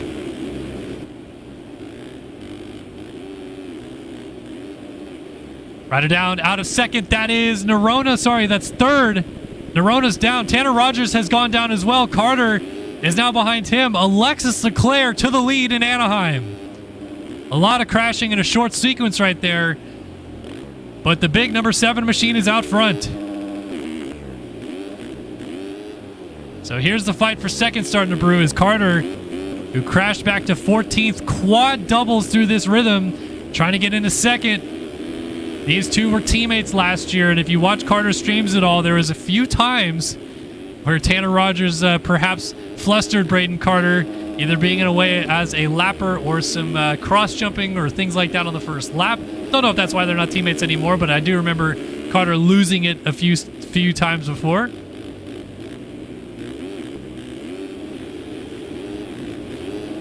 Rolls out of the sand, triple, double across the start. Does he force a pass here? He might think of it. Rogers swings wide, and an easy pass in the end. Braden Carter's up to 2nd, and the chase is on. Leclerc in the lead, Carter on the 1 in 2nd. The teammates run 1 and 2, but the question is, can Leclerc run away and hide, or will Carter, with 15 minutes still left on the clock, start clicking off those times that we know he can put down and close this gap down to the lead? It's a 6.1 second gap, but that is almost nothing when you look at what Braden Carter's able to do over a single lap time compared to what these guys can do. How about our heat race winner, though, Trevor Burns? He's trying to show his face up here. He's in a 3rd at a 111.3 last time by, was the fastest rider on the track. Excuse me. Actually, Rasmus Balzer in 11th at a 111 flat, reset fastest lap of the race. And he's trying to make his way forward. But the eyes are on the leaders and what they're able to do when they start battling each other. Cooper Hunt 6th, Jeremy Smith 7th, Luke Sullivan 8th now, Nerona 9th, Gomez in 10th, and there is Balzer, as mentioned, in 11th, going to lose a spot to Seth Shirley. Shirley actually gets into Nerona, who is also down with Gomez, and loses a few positions. Caleb Hall went by, and Balzer now finds his way into 9th as Cooper Hunt slides out. Nice pass for Luke Sullivan and Jeremy Smith. And then who's that down right there? That's Schiabro. Schiabro goes down from 5th. He's going back down to about 10th or so as Caleb Hall goes by. So it's ever-changing. Jeremy Smith gets hung up in a berm, and Cooper Hunt gets into him and goes down. So 6, 7, 8, 9 pretty much nose to tail on the racetrack right here. And Luke Sullivan has made it all the way to 5th. This is your reigning MX Simulator Playoffs champion. Trevor Burns, Tanner Rogers, Braden Carter, and Leclerc. I can tell you, Carter reset fastest lap of the race last time by at a 1:10.2, gap down to 3.8 seconds. He was over 2 seconds faster than Leclerc last time by. So let's just sit on board with the 4-time champ and see what it looks like to go balls fast. 1:10.6. Leclerc did run his personal best at a 1:11.8, but still was over a second slower. Clean through the whoops, inside, high centered, and down. Interesting, and gets hit. Gets hit by Tanner Rogers. So the mistakes still coming through a little bit there for the champ. And he's back to 3rd.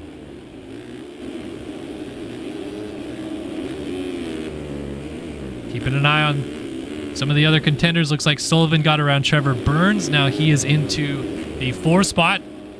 And Caleb Hall has some heat coming with Seth Shirley starting to charge forward. He did a 1:12.5 last time by. He's up to 8th. Trying to work up to Schiabro and Caleb Hall. Remember, Shirley won a heat race tonight. And hope to get off to a better start in the main event. But first turn chaos aplenty aside, said, I think we're not going to do that. here this evening. I think after the race, we'll load up the demo real quick and go back and take a look at what happened in the first turn. Maybe slow it down real quick for you people so we can get a better understanding of what exactly happened. Fight for second going on again. Tanner Rogers on the defense. Braden Carter on the offense. For those questioning in chat why Sully is not running purple plates, as Carter will once again get Tanner Rogers in the sand. The MXS playoffs were run outsourced by MXS Battlegrounds and not ran by Race Factory Gaming, so we're not sure if RF recognizes the MXS playoffs that were ran last year as official under their sanctioning or not, even though we do use the Battlegrounds servers for a lot of stuff. So he's not running the purple plates, at least for now. He does have them in the pack, but we'll wait and see if Race Factory ever says anything about it.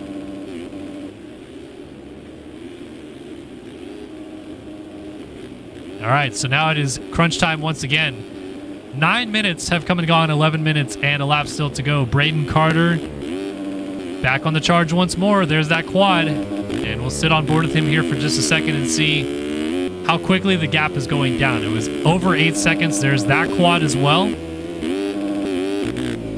And Leclerc for a long time was known as the big line guy. He would do all the big ones, and the others would have to try to follow as a 109.6 new fastest lap of the race gets laid down. 2 seconds faster than Leclerc again, but again, in and out of the tough blocks. The whoops are starting to kind of reach up and bite Carter a little bit. That's going to be not only time lost, but he also missed a timing gate or two, so that'll be some penalties post-race.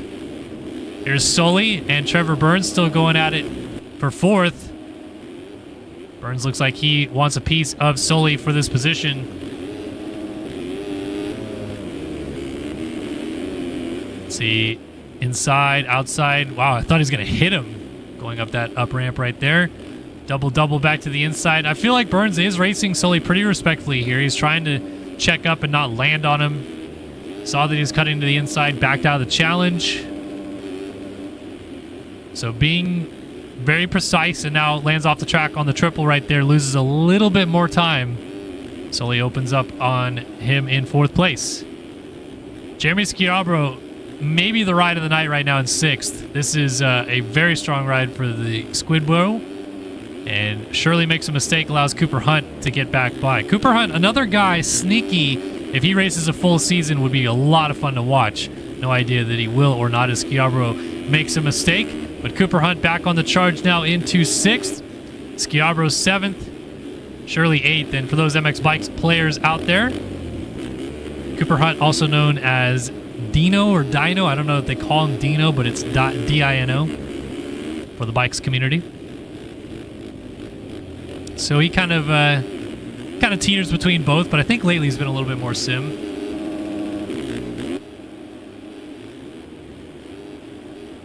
And Shirley gets the pass done on Schiabro. There's Caleb Hall. There's Jeremy Smith. Still inside the top 10, even though he is only a few years younger than me. I think he's like 28. So much older than some of the other players on the track that he's with. But holding on to a strong top 10. And then Balzer outside of the top 10, still just grinding, trying to put good laps together. It's kind of even keeled out a little bit, I feel like. And we're all still chasing this gentleman, Alexis Leclerc, which many people have done over the years. It's not unusual to see the 7 out front. The question really is still whether or not he has got the distance in him for this main event, because Carter's starting to reel it back in again. A 2:10.1, 2:13.2 for Leclerc last time by.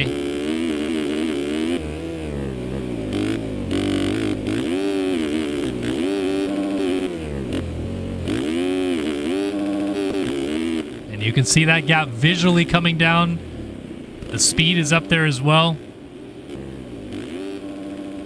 So where, oh where, is Braden Carter making all this time? Well, of course, it was the whoops, but he was making mistakes. A little short in the rhythm section right there. I just feel like it's kind of just little tidbits all over the track. Like right there, look at this. The quad double, clean. And then he can jump all the way into the berm. It's not that much of a, stretch or anything like that. Leclerc's going to quadding now onto the start straight, so that's a little bit more time gained back. But here we go. Strap in. Less than 3 seconds between two of the best players to ever play MX Simulator. Arguably 1 and 2 all time. Obviously, Tyson Fresquez factors in that discussion. Hunter Root, some names of the past. But these two, in their current status, one's a 5-time outdoor champ, one's a 4-time Supercross champ. And look, there's no secret, Carter doesn't like outdoors. He's never been good at it. Leclerc has won a Supercross title, though, and he has been known to go toe-to-toe with Carter many moons. So will we see another classic battle between the two here tonight at the season opener? I think we might just be in for a good one here, folks. 2.6 seconds now as Leclerc goes to quad doubling through there. So taking an alternate line to get to the inside so he can go step on, step off and try to mimic some of Carter's options here. Interesting to see that change.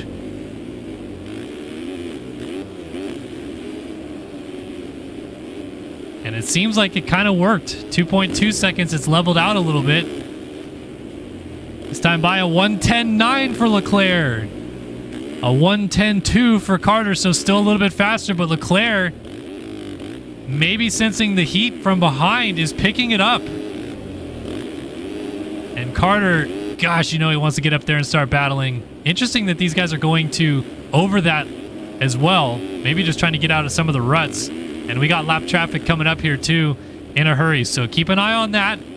Lap traffic will factor in here, I'd have to imagine. Oh, Leclerc, slide out! Jumps back into the run in front of Carter. They're side by side. Carter to the inside for the race lead in Anaheim. Gets it done. Leclerc squares it back. Bar to bar over the triple. Dualies. Leclerc is going to control the inside, and he blocks the line on Carter to take the lead back. Back and forth we go. Alternate option for Carter, but he gets back in line on rhythm, and he's going to be able to quad right here. Or will he choose not to? He does not. He goes over table triple. And Leclerc defensive tactic inside lines. Oh, man, here we go. Quads out of the corner. Leclerc gets it from the deepest part of the rut. You can tell he is sending now. And we have got less than 5 minutes and a lap to go. Leclerc wants to win this race so bad. And he's going to push Carter to the limit to do it. Outside double over triple. So these guys have completely abandoned the inside. It must just be too deep.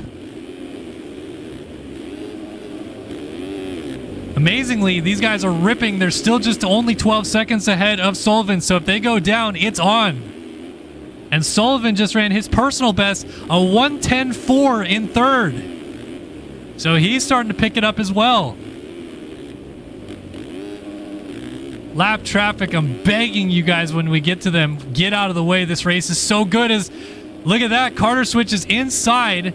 Double, triple, quad, triple through here. Leclerc again tucks to the inside to go on table off. Carter's going to quad. Here we go to the inside for the lead. Is he going to go for it? No, he backs out of the challenge. Can see that one getting set up for a mile. Leclerc back on the quad business as here comes Hubbard. Let's see what Hubbard does. Obviously good friends with Carter, but he is teammates with Leclerc as well. Does he just move aside and let these two go? Still in the way in the whoops, but actually trying to maybe move to the outside. Look at Carter's run in the whoops to the inside. Leclerc defensive. Carter rips the inside rut. Could he make a pass with this? Tries to get the triple. Double across. Leclerc able to jump. And now Carter's all over him again. Hubbard got to get out of the way. Got to get out of the way if you're Hubbard here. Inside line for both. Nope. Carter switches to the outside. Jeremy Smith down on the outside. And Leclerc triples to defend the inside. Carter almost gets into him. Holy smokes, this is as good as it gets, folks. 3 minutes and a lap to go. Who's going to win? Well, let's see. Carter inside. Doubles in. Oh, Leclerc's going down. And he takes Carter with him. They're both down with the lead. They're both on the ground. Who's up first? It's Carter with the lead. Oh, my goodness. They both got together. Now Carter defensive inside. He goes on off. A line he had not been taking, but Leclerc doesn't do a very good line either, and Carter's leading again. Wow. They got together, and they're still together, but now it's Carter out front. 2 minutes and a lap to go. Carter's got to try to hold on. Leclerc's going to keep the pressure on. Oh, swapping in the whoops. You can see the rear end starting to kick. And don't mind you now, but Luke Sullivan's only 5 seconds behind them. There he is into the sand. The MX Simulator Playoffs champ as Leclerc's down. Leclerc's down out of second. And Sullivan shoots by into P2. Wow, what a turn. What a turn of events. And Carter leads in Anaheim, as we so often hear. The California local from Costa Mesa shows up at his home race and delivers year after year. So we are down to the final about 4 laps of this race. Can Luke Sullivan do anything about it to break up this dominant A1 streak that Carter continues to deliver upon? He's riding very well, but is he riding well enough? Lap traffic also could factor in with Carter. You never know. They're lapping Jeremy Smith right now. It looks like that's 2 laps down now for him. Yeah, he's back in 20th. Tough break for JS4. And Carter, you could tell, is just begging the bike to go straight through the whoops right there. Clean through transition. Good on the landing there. Delaying right behind him on the 5. So 1, 5, 4, and then 11 is your kind of order as it goes right here. But the 5 and the 4 are, of course, a lap down. Carter's switching to the outside to go double-double there. So he's trying to go safe a little bit. And Sully responding to that is keeping lap times close. But Carter has to just keep it on 2 wheels. That's the make-or-break thing right here. Short on that. Little short there. Just takes 1 bad case and you get a legs off. Even that's still quadding right there. And here's Sully. Gosh, it's close. 5 seconds and Leclerc is still hanging tight right behind Sullivan as well. He wants to get back into second place and he might still have a shot at it as Carter clears some lap traffic. Time is up. White flag out in Anaheim. 1 to go for the champ. Sully and Leclerc sitting in just a shadow's reach of him. Less than 7 seconds between the top 3 at the opening round. Carter had to work for it, and he's still having to work for it, even though he's got the lead and a little bit of a gap. But it's not over yet. Has to be clean, has to hit his marks. Also has to not get caught up in any sort of drama with lap traffic. And look at Leclerc keeping Sullivan really close here for second. Oh, if he hooked that inside rut, I think it would have been on right there. Look at this. Carter jumping off the track. That's sketchy right there. And clean on the triple in. Clean on the triple there. Soaks up that triple and triples out. He's through the worst of it. So if he just takes it easy, which he won't, he's still going to quad. He's still going to double out. But it is on again. The red plates are coming back to where they belong after the opening round. He's done it again, ladies and gentlemen. How about this? Anaheim 1 goes to Braden Carter. Luke Sullivan comes through the field to pick up second. I think he'll be happy with that in the end. And Leclerc fought all the way to the end, wraps up the podium. How about this? Shirley versus Tanner Rogers for 4th in the final corner. It's Rogers by a nose, and Shirley wraps up the top 5. Colby Eaglin looks like he is trying to hold on to 7th, just over Trevor Burns. A couple district teammates, and they will remain that way, 6th and 7th. Rasmus Balzer 8th, so honestly, a lot of the top hitters at the sharp end of the field here. Cooper Hunt 9th, and Maverick Snyder trying to hold on for a very solid top 10 over Jeremy Schiabro. And incredibly, as fast as those leaders were going, all these guys stay on the lead lap. Snyder, Schiabro 11th, Jane Gomez 12th, Caleb Hall 13th, and Hubbard, who was desperate to stay on the lead lap, I think, just to try to get a couple more spots in the end, will end up in 14th over Spencer Turley. 15 riders stayed on the lead lap of that race. That's crazy with how close the talent was. Sorry, 16. Ben Nerona, I was not giving you the credit you deserve, good sir. What a main event, though. My gosh. I just don't have words for how good that was late in the stage of that Braden Carter and Alexis Leclerc, it doesn't get better. It doesn't get better than two of the best to ever do it, going at it like that, and in the end, the champ remains atop. As he wins Anaheim 1, he's got a 3-point lead, heading to San Diego next week over Sullivan, Leclerc, Rogers, and Shirley, the top 5 from this one. Wow, incredible. All right, I am going to take a quick moment here, and we're going to go back and watch that replay of the start, because I am just keen to see what happened to some of our top guys off the start. So, of course, we got Jacob Hubbard here. I think we can just do a little bit of follow cam right here. So who gets the jump ultimately is a good question. We're going to slow-mo it here for you guys. See who gets the jump out, because Hubbard kind of got blocked off just a little bit. And you're going to see gate down right about here, almost. There it is, gate down. Hubbard with his patented low rear launch gets the nose on the field, but pretty good for Balzer. He stays close.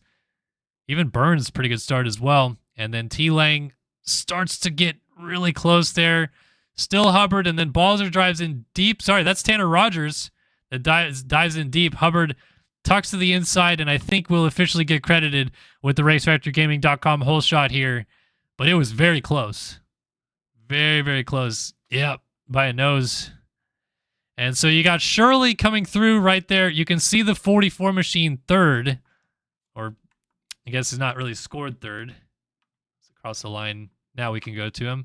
And what happens? We got Leclerc inside, Carter to the outside, and Balzer lands on his back. No, that's not what happens. Now he lands on his back. Okay, jumps into this corner, lands on his back, pushes him into Carter, who stands it up. So it's Balzer who landed on Shirley. Then Shirley gets pitched backwards by Castellaneta. Carter ended up in the Davalos bales at the top of the jump right there. That's actually very close to being a very bad situation for him, because he would have gotten stuck. So Castellaneta goes down. You got Balzer already off the bike. Jeremy Smith gets caught up right there. The 37 of Alec Horn ends up kind of falling onto it, and then just more people pile in. Jake Spees, Caleb Hall. So that's when Shirley officially falls off the bike right there. And we've got, I mean, so many talented dudes down in that corner right there alone. And of course, Shirley gets all the way back to 5th. You got Carter watching the whole field disappear over the triple in front of him. From here, he wins the race from that. And then, yeah, Shirley, Balzer, Spees, or not Spees, sorry, that is Trevor Burns. Trevor Burns, not Spees. Apologies for that.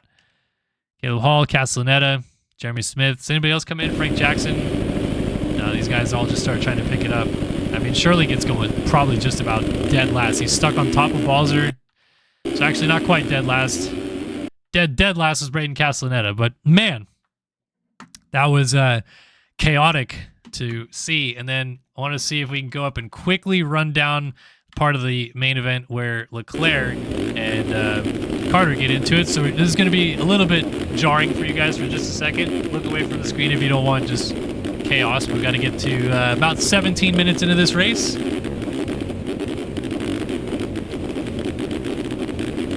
Wow, Shirley crossed lap 1 in 19th for Seth Shirley. That's unbelievable. So deep in the race, track getting worn down. And we're going to see this battle materializing. You got Carter right behind Leclerc.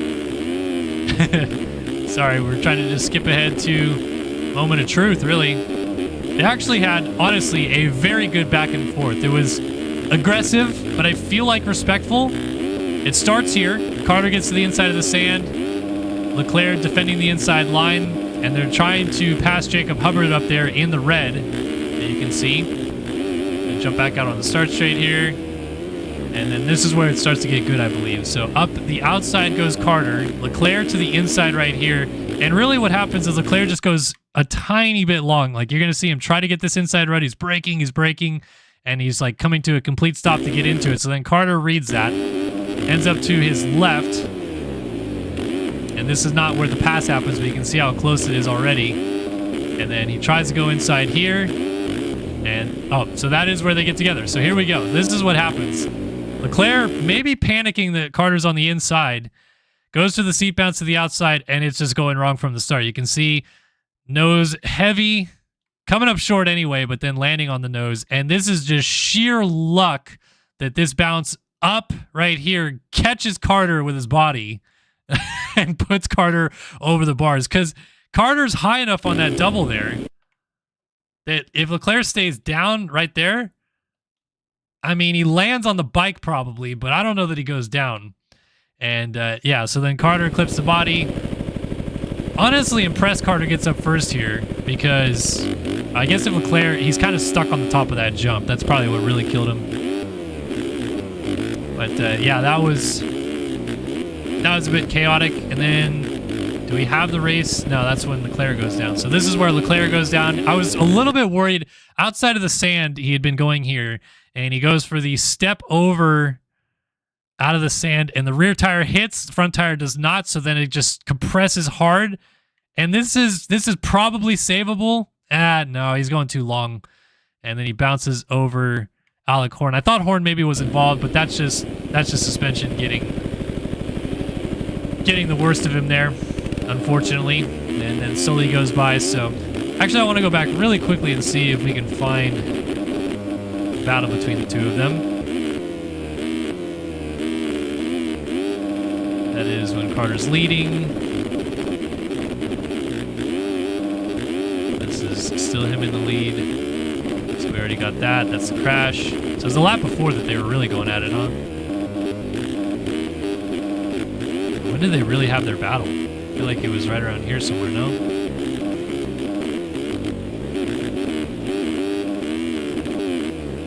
I guess not. I don't know. Guess I missed it. All right. That's it. We are going to wrap it right there, ladies and gentlemen, boys and girls. We're going to join you back here in the studio for just a minute. Good to see you guys, Kellen Brower. If you're watching me over on Twitch, you saw my face the whole time, but now you get to see me now, basically. Man, that was epic. What a good night of racing, honestly. They brought the goods here tonight. MotoOption Supercross kickoff party. And, before this one lap. Yep. Wow, what a race. Braden Carter in the chat letting us know a couple things about that race. That was fun, though, man. That was one hell of a race, one hell of a night. And, yeah, just can't thank everybody enough for the support. You guys are the bomb. The reason we were able to do it and the reason we were able to put on a sick broadcast, that was great. So many people watched, so many people tuned in, still watching across all the platforms as we wrap it up here tonight. But we're not done. That was just round 1 of 17, people. We got round 2 at San Diego coming up next week. And somehow, some way, I think it's going to be just as good, if not better, because these guys are here to play this year. They're putting the heat on Carter. Carter was a little bit concerned rolling into this championship, and he still walks away the A1 winner. So congratulations, Braden Carter. Of course, congratulations, Hayden Stevenson in the 250 class on their wins here tonight. And that is a wrap for round 1 at Anaheim, live on Start Your Systems TV. Big shout out to RaceFactoryGaming.com, MotoOption, Race Tech, Underground RC, Philski and Snowboard, everybody behind the scenes doing all the work, the track crew, that puts in dedication upon dedication to building these tracks and making them a lot of fun, and obviously a lot of lines on them as well. So big thanks to them. And of course, massive shout out to everybody who tuned in. You guys are the best. We love you, and we hope to see you guys again very soon. So we're going to send you on your way. Thanks for watching round 1 of the MotoOption Supercross Championship live here on Start Your Systems TV. We'll see you next week in San Diego. You stay classy until then. So long for now.